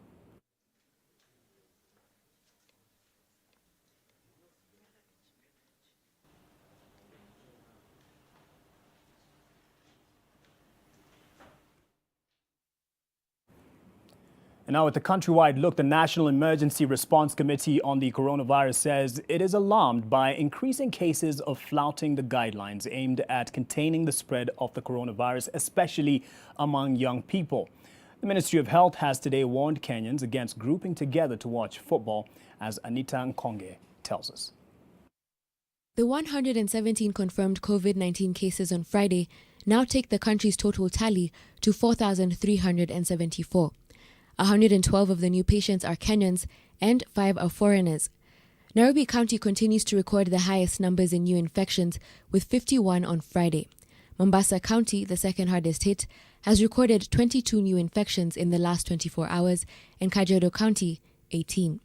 Kiambu has 6 new cases and Nakuru 5. Cases in the Dadaab refugee camp have increased by 5 in the last 24 hours. 91 more individuals have been discharged, whereas 2 more have died from the disease. The government says risky bad habits are creeping back, especially among young people. We are aware that in certain parts of the city here, especially in some of the suburbs, we are seeing increasing number of young people congregating in groups and organizing gatherings such as house parties. This is just to warn the young people that they are not immune, one, from contracting COVID, and in the unfortunate case that you get a serious form of COVID-19 disease, that if you are young, you are not immune to death. Practice what you preach, or in this case, it may just be in theory, for the very same leaders that are urging young people to avoid public gatherings. It may just be a case of double standards for many in high places who are yet to be held accountable for flouting the very same rules. We do see now and then, time to time, situations where we feel that those rules have not been followed by different groups of people. And we want to reiterate again that it's not acceptable. Of course, there could be repercussions. Anita Nkonge, NTV. A police constable who shot and killed 12-year-old Yasin Moyo failed to show up in court today to take plea on a murder charge after he claimed that he had COVID-like symptoms. Represented by defense lawyers Danstan Omari and Shadrack Wamboi, the lawyers informed the High Court Judge Daniel Ogemba that the accused had attended a clinic and was informed by his doctors that he was showing COVID-19-like symptoms. As a result, he needed to go for more tests at Mbagathi Hospital. Prosecution, however, claimed that no documents were presented showing evidence of such. The judge has ordered, that the accused present himself to court on June 23rd for plea taking, and ordered the IPOA to investigate his medical report and present it to court.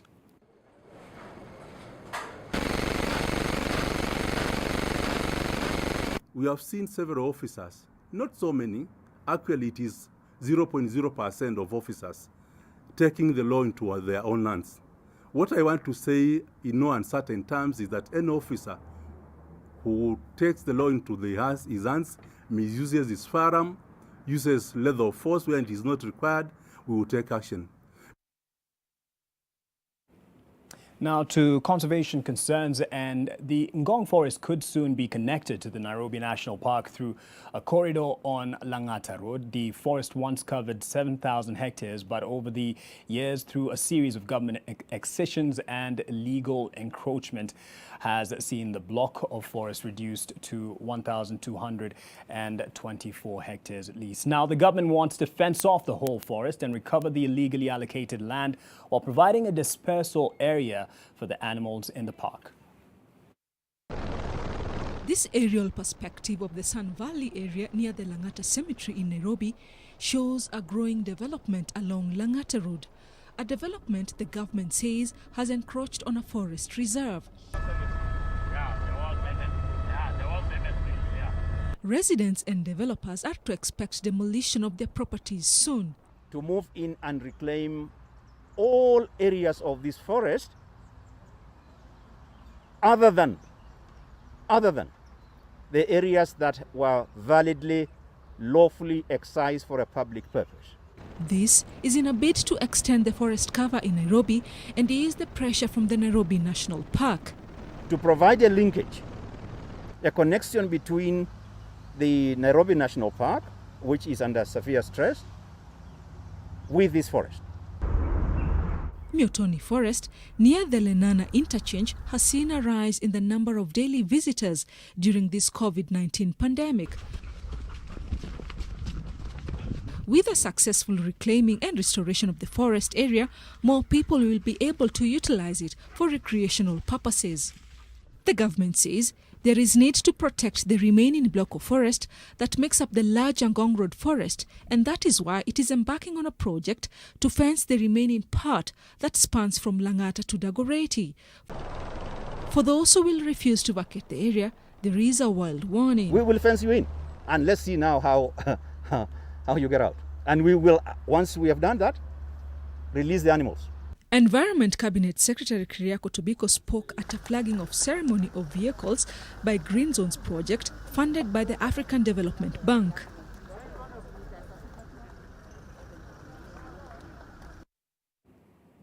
And on to politics, and the question many have been asking, at least those who are keen on politics, is whether the Deputy President William Ruto is forming a new party. The Ruto allies on their part say the move to open a parallel office is out of respect for the head of state, the president, but perhaps it is acceptance of fate that things will never get back to normal in the Jubilee Party.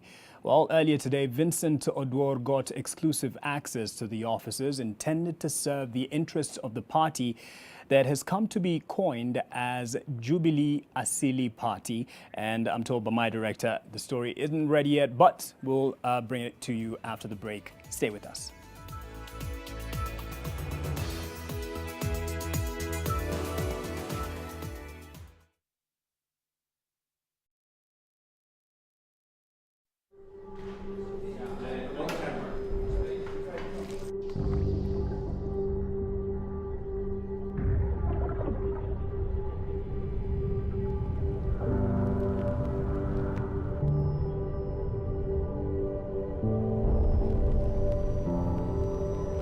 Beat sensitivity pain fast with Sensodyne Rapid Action for clinically proven relief in 60 seconds.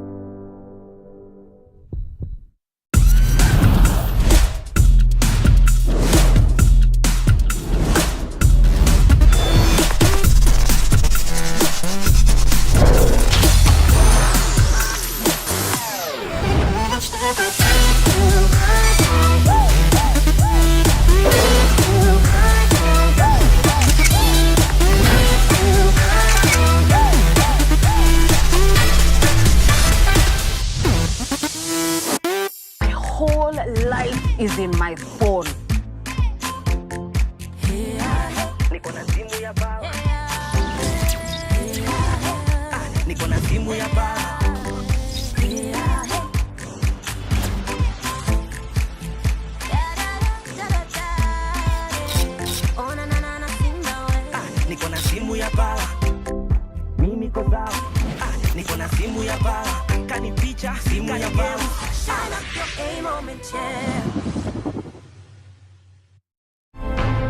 On Unscripted with Grace.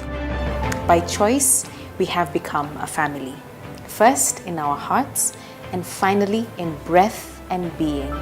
It has been a privilege and honor getting to see and getting to know this young boy. Our guest today is not your ordinary father, but an adoptive parent. It was getting kinda stressful for us. We met him in the children's home. Wow, that moment was wow. Join Grace Musalame this Saturday from 8 p.m. What comes to your mind when you think of the perfect home for your family? Victory Gardens offers exactly that and much more. Call us today on 0790 300 300 or visit www.optivan.co.ke.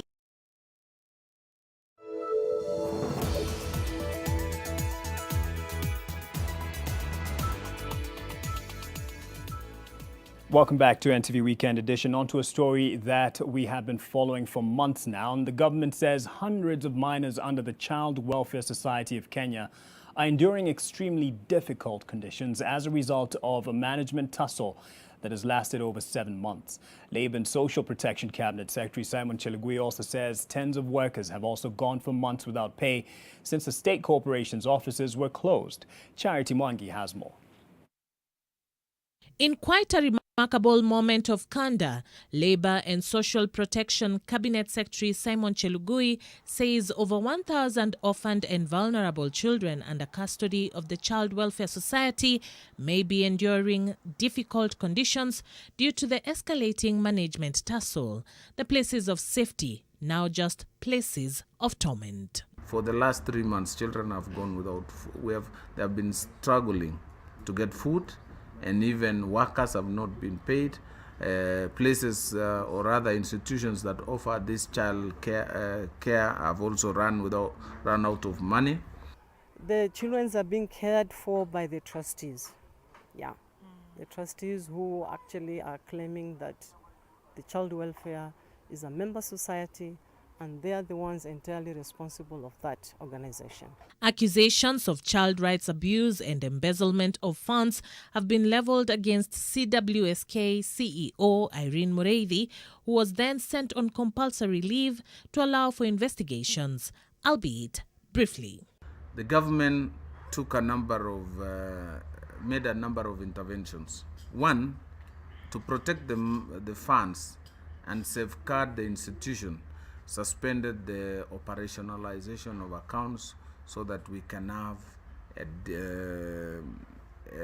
engagements, both government through the legal notice that formed or established a new board of directors, and also the board of trustees. A board appointed by President Uhuru Kenyatta mid last year to streamline operations at CWSK has also yet to settle down to work. We have only one meeting as a board.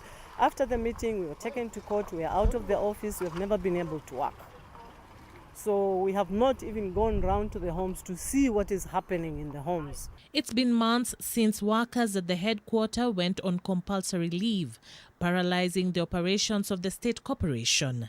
Bank accounts that were unilaterally and irregularly operated by Mrs. Mureithi have also been reclaimed by the state. About 1 billion shillings more have been allocated to the corporation this financial year. We have agreed on who would be the signatories and how things should work. But we have not yet started working. As I said, we are still talking. On a week in which the continent marked the Day of the African Child, their plight remains the same in several places of safety, enduring tribulations in a place that should offer comfort. Charity Mwangi, NTV. Rest assured, our cameras are still on that story. Today marks the International Day of the Elimination of Sexual Violence in Conflict, and for all intents and purposes, we are in a world war against a virus, the coronavirus. In war, women and children pay the heaviest price, as has been evidenced by a worrying rise not only in domestic violence but child violation. As an antidote to a rise in teen pregnancies, Dr. George Magoha, the Cabinet Secretary for Education, has prescribed a ban on pornographic sites.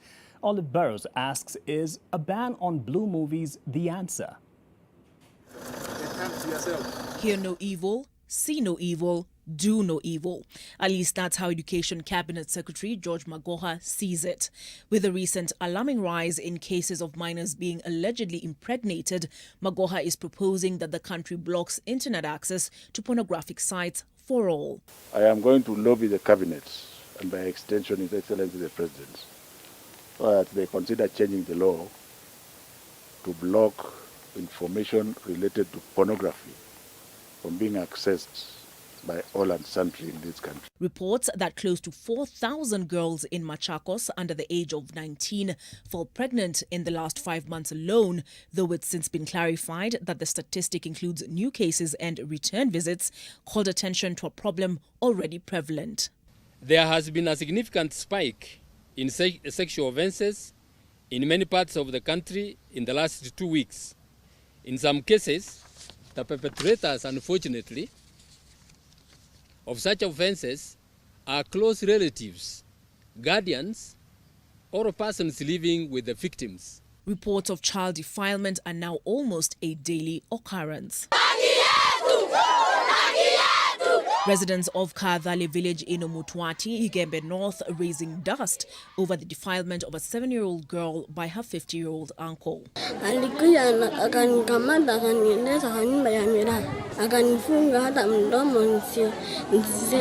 Akashika mtoto akambeba akampeleka huko kibanda kamira akamharibu akampasua hawezi hata kuenda. So, will a ban on pornographic sites help reduce such cases?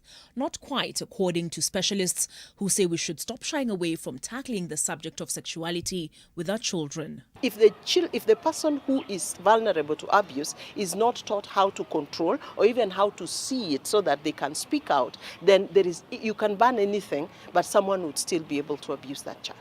A more immediate solution would be enabling emergency responses as defilers are no respecters of the curfew and putting in place systems for reliable documentation. The systems are there, but again, they are not very much responsive during this emergency. Olive Burrows, NTV. Still on the youth, schools remain closed and learners stay home. Another problem is emerging, that of minors being lured into petty crime. Police say such cases involving children have been on the rise, especially in Nairobi. But as Helen Aura reports, the curfew measure in place is having a positive impact on cases of crime in the capital. In this undated video clip doing the rounds on social media, a teenage boy is explaining his way out of danger upon being caught dipping his hands in the wrong places. Kamiti. Na huyo chali mnapelekeanga anafanyanga nini? Chali mgaiwa gezo. Anafanyanga nini? Anafanyanga nini? Ako form 4. Hao wengine watatu tupatie majina, wanaitwa nani? Johnny na nani? Na Teddy na nani? The boy's confession painting a picture of adolescents with free time on their hands being lured into crime. Realized during the curfew and since the closure of schools, where we have children who are idle at home, parents are not very keen on what their children are doing. I've noted twice or thrice where we have arrested small children, primary school children, robbing people of mobiles, and they go to sell to others. While the boy may have been pardoned by the mob, many in this position often have it rough. Data released by the police showed that there were 264 reported incidents of crime in the capital alone for the month of May. April recorded the lowest reported crime numbers since the end of the year at 180, and March 358 reported cases. February and January had the highest reported cases at 804 and 821. This was before the containment measures. In a normal year, you would see us getting between 1,500 to 2,000 crime incidents during those months. But since the start of the curfew, we have seen the crime incidents have gone quite low. Police say that the number of crime alone in Nairobi has been fluctuating, but is largely on the decline due to the arrival of the coronavirus and the curfew rules that followed. On the other hand, Kenyans have been urged to remain vigilant due to the tough economic times, which may lead to more cases of theft. Helen Aura, NTV. Now to the politics we promised earlier. Is the Deputy President William Ruto forming a new party? Well, his allies say the move to open a parallel office is out of respect for the president, but perhaps it is acceptance of fate that things will never get back to normal in the Jubilee Party. Vincent Oduor got exclusive access to the offices intended to serve the interests of the party that has come to be coined as Jubilee Asili Party.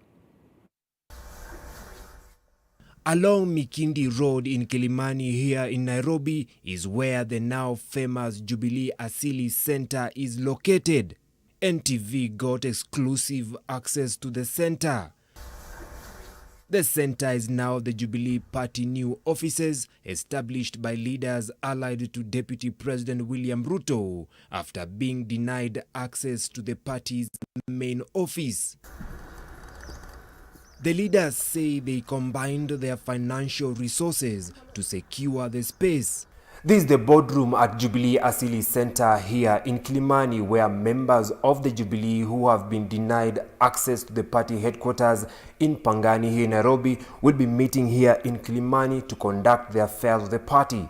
And they insist this place is open to everyone, including the party leader, President Uhuru Kenyatta.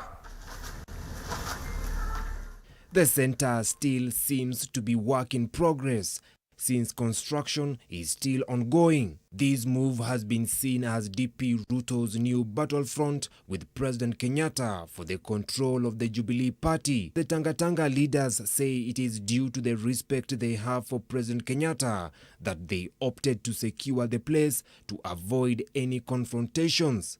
On Thursday, DP Ruto hosted 20 Jubilee MPs at the center, including those removed from parliamentary committees and leadership for supporting his presidential aspirations. The meeting was seen as a move by the second in command to console and marshal his troops after President Kenyatta's purge in parliament. This latest fault line between the Kieleweke and Tanga factions of Jubilee now seems to be enlarging the rift on the political turf of the ruling party. Vincent Odur, NTV. Vincent Odor's story brings us to our next break here on NTV Weekend Edition. Business News is up next.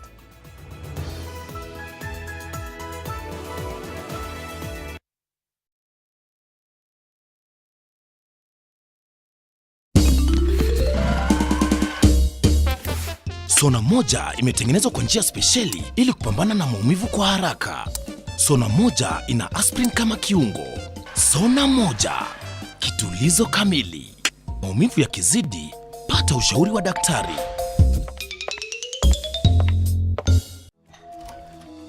Helen Paul. Hello, madam. Would you like to join us on this mission? Yes, but how? Just one question for you.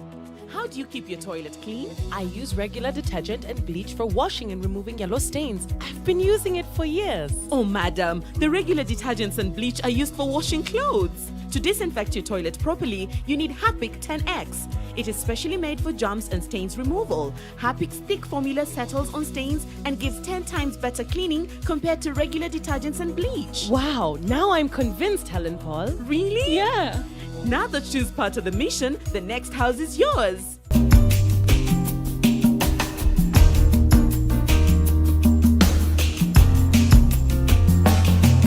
Nimeosha mikono, osha yako.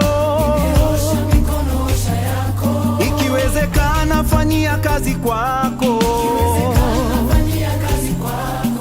Hata Mungu muabudie kwako. Yuko kila pahali, hata kusikia. Ombea wale imeshafika kwao. Kwa huruma zake Mungu ashinde kifo. Nawe jizuie. Ni kwa muda tu tutashinda.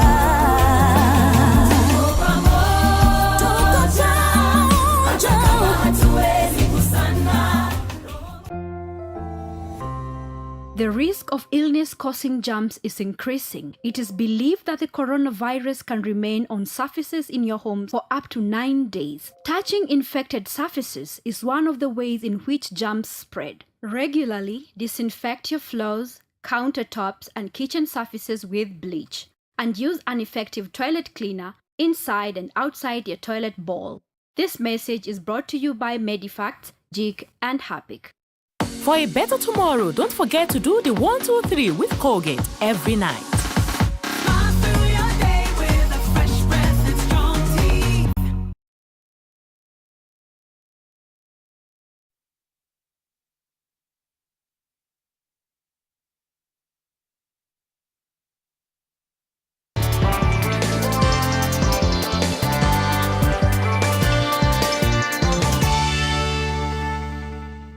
Time for business now. The board of the Communications Authority of Kenya has re-advertised a post of Director General seeking to replace Francis Wangusi, who has been a thorn in its flesh.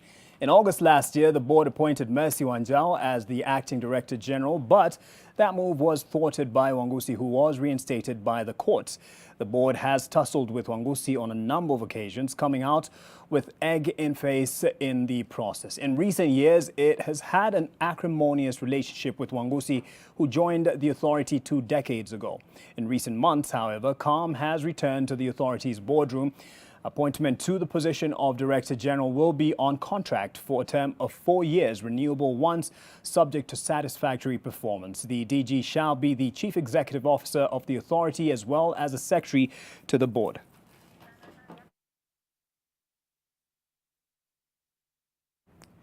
The Kenya Railways Corporation says that the rehabilitation of the 274-kilometer Nairobi-Nanyuki railway line is now 90% complete. A test run of a passenger cabin has been done from Nanyuki to the Kiganjo station. However, amid the rehabilitation of the railway line, concerns are brewing over the demolition of buildings along the railway reserve and the urgent need to sensitize residents about crossing the railway safely. Our Central Region reporter, Melita Oletenges, tells us more. It's the sound of a mode of transport that has not been heard here in Chaka for over a decade. The rehabilitation of the 274-kilometer railway line from Nairobi to Nanyuki is expected to spur economic growth in the region, besides offering a more scenic mode of travel in central Kenya's heartland. Therefore, we want to export coffee, tea, cattle, wheat. We want to export facilities that go by rail from Mombasa all the way to Nanyuki to Isiolo. Well-priced service that will make us very productive indeed and very competitive. Bidhaa zenu zitasafirishwa kutoka hapa kuelekea soko. Pia malighafi. Given the length of time that the region has stayed without a locomotive powering through the green farms, the question of public safety has become of paramount concern. For instance, this is the aftermath of a railway crossing gone wrong for a motorist who ignored the hooting train. Lakini mtu ambaye ako na gari, yeye anashidana na train. Nataka niwakumbushe watu wetu kwamba hii ni hatari kubwa sana. Manake train haisimami kama gari. There are mixed feelings when it comes to the advent of the train, given that what will bring smiles to some is a source of heartache for others. Near the old Sagana town, there is disappointment in the air for some of the residents as a number of buildings have been marked for demolition to pave way for the train. Reli wakae kule waliko na sisi upande wa town center watu wache na ploti zetu. Hizi ploti ni urithi wa babu zetu, ni urithi wa nyanya zetu. Sasa tunashangaa anatumia mapu gani?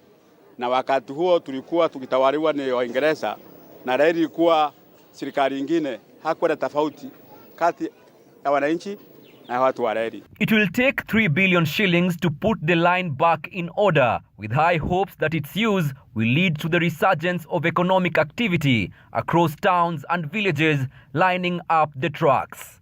The rehabilitation of the Nairobi-Nanyuki railway line is expected to turn around the economic fortunes of the people of central Kenya. This railway line that has been dormant for the last decade is now rekindling hopes of a better tomorrow for the people of this region. Melita Oletenges, NTV in Chaka, Nyeri County. President Uhuru Kenyatta has nominated Nancy Kafoi Gadongo to become the next Auditor General. Kafoi emerged top among the 3 candidates whose names had been forwarded to the president. If approved by the National Assembly, she will take over at the helm of the office, which has been vacant for more than 10 months. Edward Oko previously held the post and was Kenya's first Auditor General since the country adopted a new constitution a decade ago. Owing to the length of the time that the office has remained vacant, Kafoi is expected to find a full entree.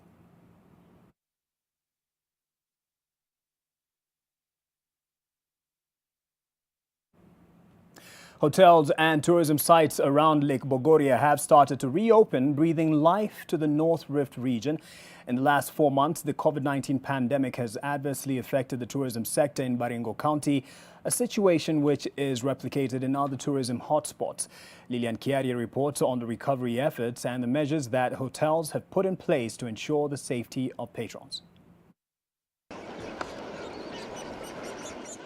Kenya's tourism sector is among the hardest hit by the COVID-19 pandemic.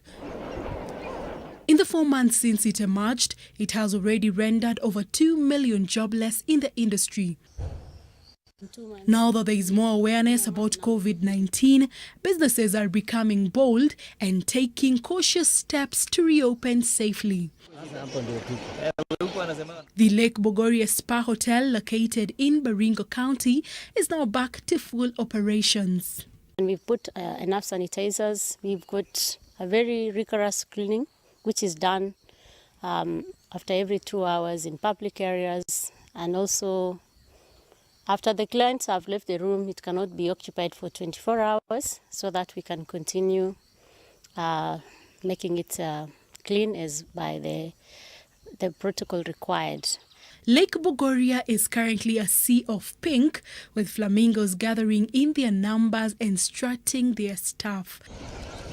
They have flocked the lake earlier than usual, providing a welcome sight for tourists who visit the resort. The hotel has also started receiving reservations. So looking forward to hosting a team next week of training. And we've seen confirmation even for July and August. Hopefully, the airspace will be opened up. Given the restrictions on foreign travel, business at the resort is currently being boosted by domestic tourists. Lilian Kiarie, NTV. Now we end business news with a look at the financials. NTV Financial Report in association with PesaLink.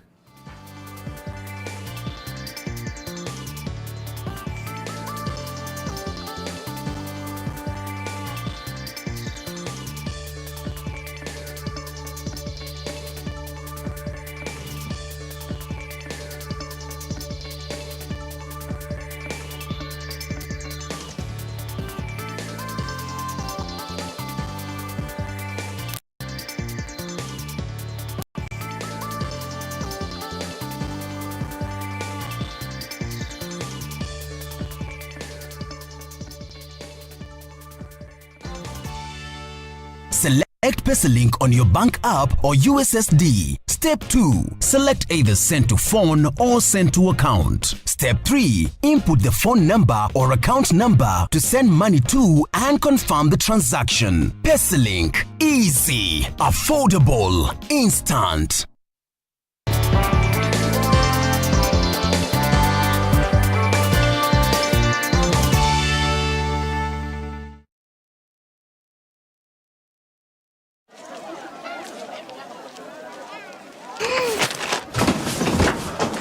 Do your gums hurt? Yeah. Does your toothpaste contain sage, eucalyptus, myrrh, chamomile? All that in one toothpaste? Yes, try Colgate Herbal. Colgate Herbal contains nature's best herbs and Colgate's fluoride technology to give you strong teeth and healthy gums. Ah, Colgate Herbal. Let's go. Colgate Herbal for strong teeth and healthy gums naturally. Explorers of the night, wale wase wa kuhustle usiku, kustreama movies, music mix diehards, and gaming fanatics. We've heard you. It is now your time to fly your flag high. Do what you love, mpaka che na Telkom. Join Usiku Sako with Telkom night bundles that allow you rule the night at prices you love. Join our tribe, Usiku Sako Squad. Just dial *544# from your Telkom line and select the night bundle of your dreams. You are the legend the night needs. I'm here for small biasharas, in my hood or beyond. I'm here for my customers, who are sought every time they come through. Put your business on the map with Visa. Where you shop matters.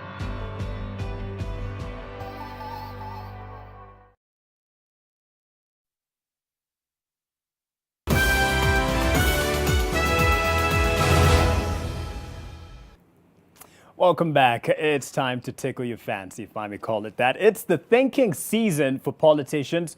So they want you to believe, of course, they are thinking about their future, rearranging their convictions with the political survival button having been hit. But are they really thinking or merely rearranging their prejudices? The need to survive is breeding hypocrisy as friends become foes, and as Emmanuel Juma reports on Bullseye, politicians learn a lot from history but choose to ignore the lessons.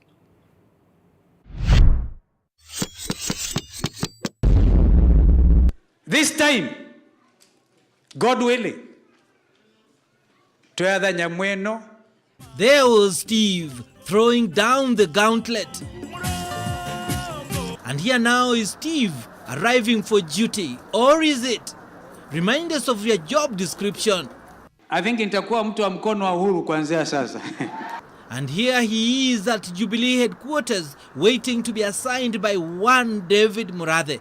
And if mtu wa mkono job description is to be believed, then clerical duties await the son of Sekuru. And the desks are ready. How about elevation to a cabinet secretary? Listen, would you expect that I would relinquish my position as a party leader to go into cabinet, where that means I resign, you know? But seriously, why are you here? The cooperation agreement between ourselves and the Jubilee coalition. Guess what question I'm going to ask you next? Some of you may want to ask, what about NASA? This man can read my mind. What do you make of this, MM? If you are truly unhappy with NASA, then cast the first stone. I really don't know how to throw any stone. Not those kind of stones, not the ones in the Kalwale, Kibra, or John. We are talking of a situation where you act fast. Wiper continues as a member party of NASA coalition because you can't belong to two coalitions at the same time. So this is what I'm calling mchezo wa paka na panya. Na rafiki yangu Musali anasema NASA hawa. Good tactics, Steve, good tactics. But surely, it's Steve who has now been NASA'd. If you wish to go that side or to cross the floor, then you must first exit NASA. We don't want to be left out there. We want to be at the table. Yes, all Steve wants is to be at the table. Na ndio nasema tuko kwa meza, wakijipanga tunapangana pale. We cannot allow a person who does not understand development matters to be sitting on the table to negotiate on behalf of a whole community kama Kamba sisi. Watch out, Mamangilu. This man is a Kamba kingpin. Kingpin. Kingpin ni nini? Steve, you have a problem at home. Mimi nimeona shida Kenya hii. It is the battle within. And oh, how peaceful it would have all been if Steve had kept this promise. Nikishindwa baada ya miaka 27 nitaenda nikafanya ile kazi ninayopenda sana ya kutengeneza maziwa na ng'ombe na kuku na mbuzi, yeah, because it's very relaxing. Haina tension. Clearly, that's one promise Steve didn't keep. He is still here. We also need to be realistic in our assessment. And he is on the road to ending his marriage with NASA. As we are not homebreakers. Easy, Murathe, easy. What we know is Steve has a new bride. Steve seeks political salvation, as does Mama Anna. All the members. And where she is concerned, it's always a case of mix them, gather them. Waiguru's head is being asked for, not by the county assembly. Baba, will you save Anna? Mtu ataweza kujiokoa mwenyewe. Na sisi kama chama ya ODM tutasimama na yeye. At face value, you could think he's disagreeing with Baba. Na usiletee ujinga useme oh yeah. This game is complicated, and sometimes you can never see the real picture with your eyes only if the mind is closed. You're going to be impartial? Yes, Malala. You know, it's akin to Malala trying to convince us that Maziwa Lala is also fresh milk. Then to Kisumu. Something was the matter here. Hatujawekewa banyimbo zake tukatike. Tuko na uchungu mwingi sana. We are very sad. That is not right. It is not in order. What is the meaning of that? Yes. Naitwa Alfina Cheng Odhiambo. Sasa mimi nilikuwa tuna shilingi 10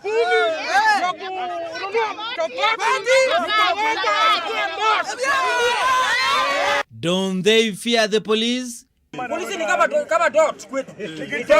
Who wouldn't fear him?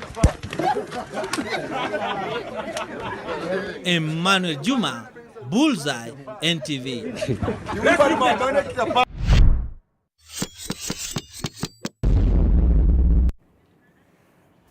I'm Emmanuel Juma, the kingpin of political satire on television. Thank you for always tickling us on Fridays. Sports News is up next with Ida Waringa.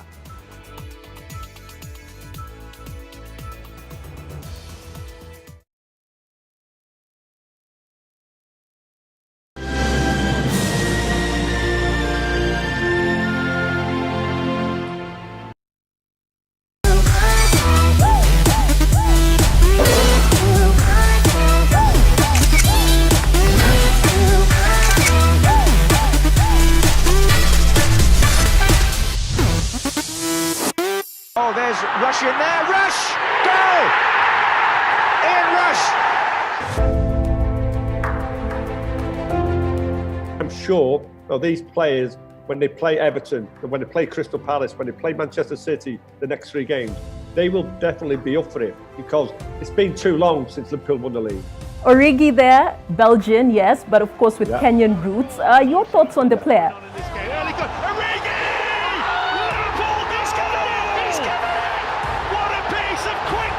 I think Ricky's a fantastic player. On Father's Day this Sunday, we celebrate widowers who have shown courage and resilience amid their loss. I'm raising kids in a manner that is acceptable. Their stories are raw. I encounter so much as a single father. Real. It heals a little bit, but the sky is still there. Because you'd find I would be doing something in the house, then something would remind me, oh, my late wife would have liked it this way. And inspiring. You lose a wife. That's a companion whom you hope you're going to be with forever. Men will not know how to cope, but I think women can cope with the passing of the husband. They're stronger.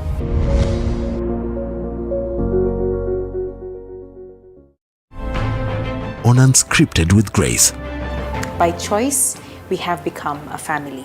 First in our hearts, and finally in breath and being. It has been a privilege and honor getting to see and getting to know this young boy. Our guest today is not your ordinary father, but an adoptive parent. It was getting kinda stressful for us. We met him in the children's home.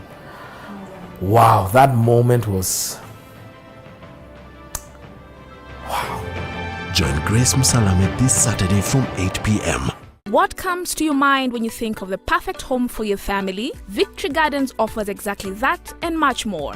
Call us today on 0790 300 300 or visit www.optivan.co.ke.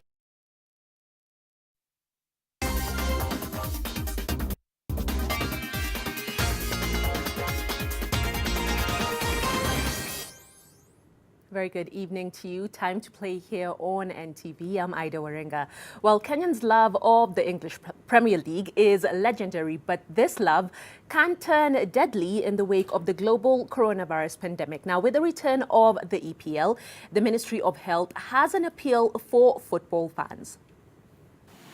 We know now the Premier League again has resumed, though in empty stadia. Kenyans love football and soccer.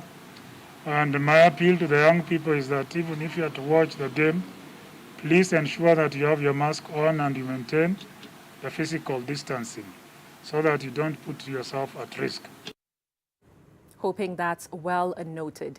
While the postponement of the 2020 Tokyo Olympics due to the COVID-19 pandemic deferred the dreams of athletes across the world. Now, the sting was felt differently by those whose professional careers were hinged on a final appearance at the showpiece. Collins Injera, star of the National Sevens Rugby, which was the second Kenyan team to qualify for the Tokyo Games, shares his experience.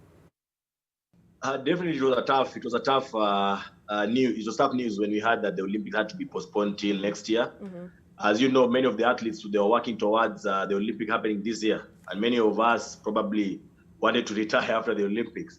You just have to refocus the goals, readjust the system, and see how we are going to make sure that we will be able to reach 2021.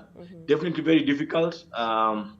But I think all we understand it has to be safety first, and I think all we have to do now is just refocus the goals, make sure that our mental preparedness it's up to par, and just work towards it. I mean, that's the sports life.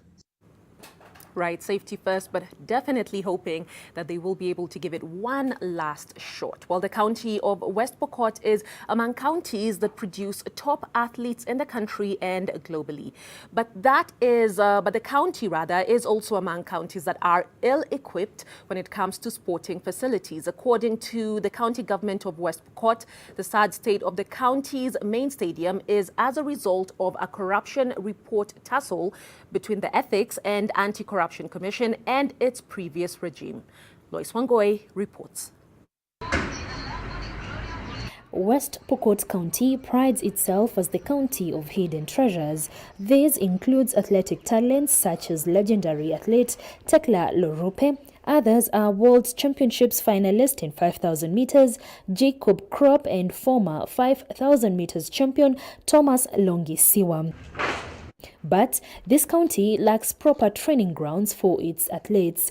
So stadiums then should go and be built where the source is. We need stadiums. The Jubilee government came with a grand idea of building a mega stadium in every county, especially in the areas where we have this talent. We don't have that. Makutano Stadium is West Pokot's main sporting facility, but save for this perimeter wall, other works in this stadium have stalled. This follows a tussle between the EACC and former regime, with EACC accusing the contractor of overpricing the renovation works and then abandoning the same before completion. So we have a challenge, and but there's a process, so I cannot stop it and then begin to put money. No. In the meantime, the derailed works at Makutano Stadium continues to compromise the quality and quantity of West Pokot's athletes' production. For this reason, the county government is challenging EACC to fast-track the corruption case on the previous contractor. It's clear we have to do the designs again to check what is missing so that we put it like the ones you see in Kipkeino. In the meantime, athletes from this county have been forced to seek training facilities in neighboring counties and at an extra cost. Lois Wangoi, NTV, West Pokot County. Well, on the international scene, the corruption trial pitting former IAAF President Lamine Diack has concluded in Paris, with his lawyer putting out a passionate plea for his client not to be made a scapegoat for what ails athletics globally. Well, Diack, who led the IAAF for 16 years, faces charges of giving and receiving bribes, breach of trust, and organized money laundering. The 87-year-old Senegalese is accused of delaying punishment for Russian athletes who failed doping tests in return for payment and in order to ensure that prospective sponsors were not put off. Prosecutors have called for Diack to serve 5 years in prison and be fined a maximum of 500,000 euros. Diack's son, Papa Masata, a former marketing consultant for the IAAF, is also on trial, but he remains in Senegal. A verdict is not expected until the coming weeks. Well, Tottenham Hotspur and Manchester United headline Friday's English Premier League action, with both coaches Jose Mourinho and Ole Gunnar Solskjaer having full squads to pick from. For United, Paul Pogba and Marcus Rashford are back, while for Spurs, Harry Kane, Son Heung-min and Musa Sissoko are available. But the two coaches will have to use their squads wisely, given the quick turnaround in fixtures post-COVID-19. Both teams are eyeing a top 4 finish, with United currently 5th on 45 points and Spurs 8th with 41. Before the break, the two sides experienced contrasting form.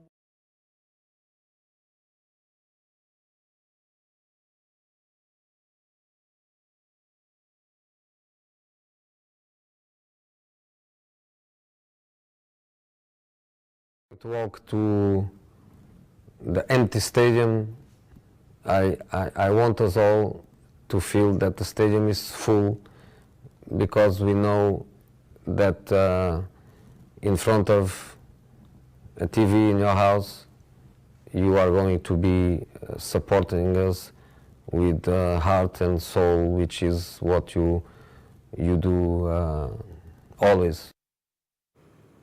The always enthusiastic Jose Mourinho there.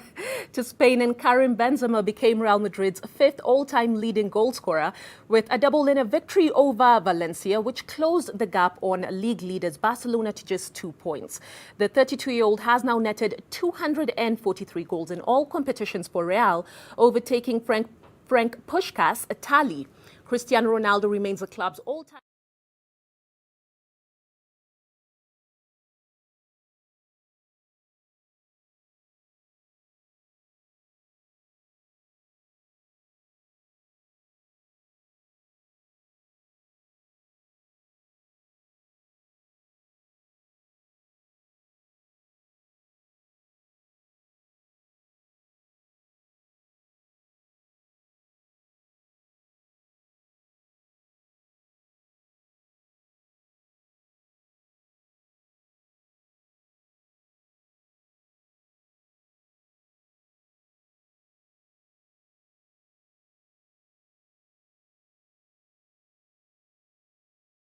talks to a legend who played in the last title-winning Liverpool squad.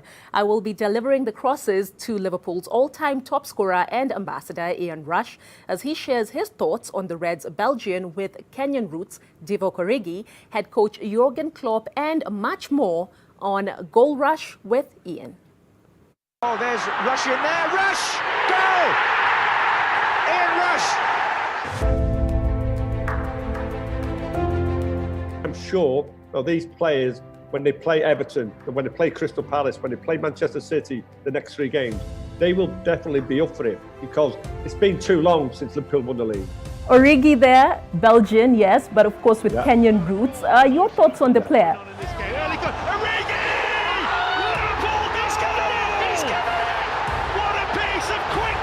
I think Ricky's a fantastic player. That will definitely be quite the interesting one. And that wraps it up on Sports for tonight. We play again tomorrow, of course, with that big one from Ian Rush. Back to you, Mark.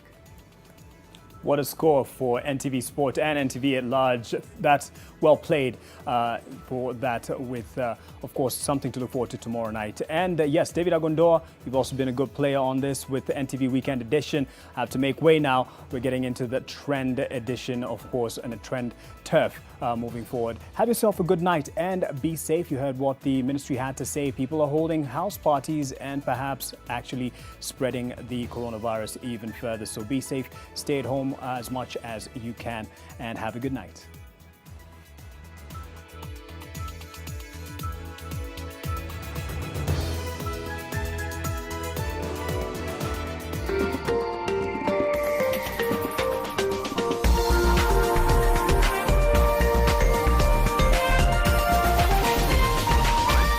This is NTV.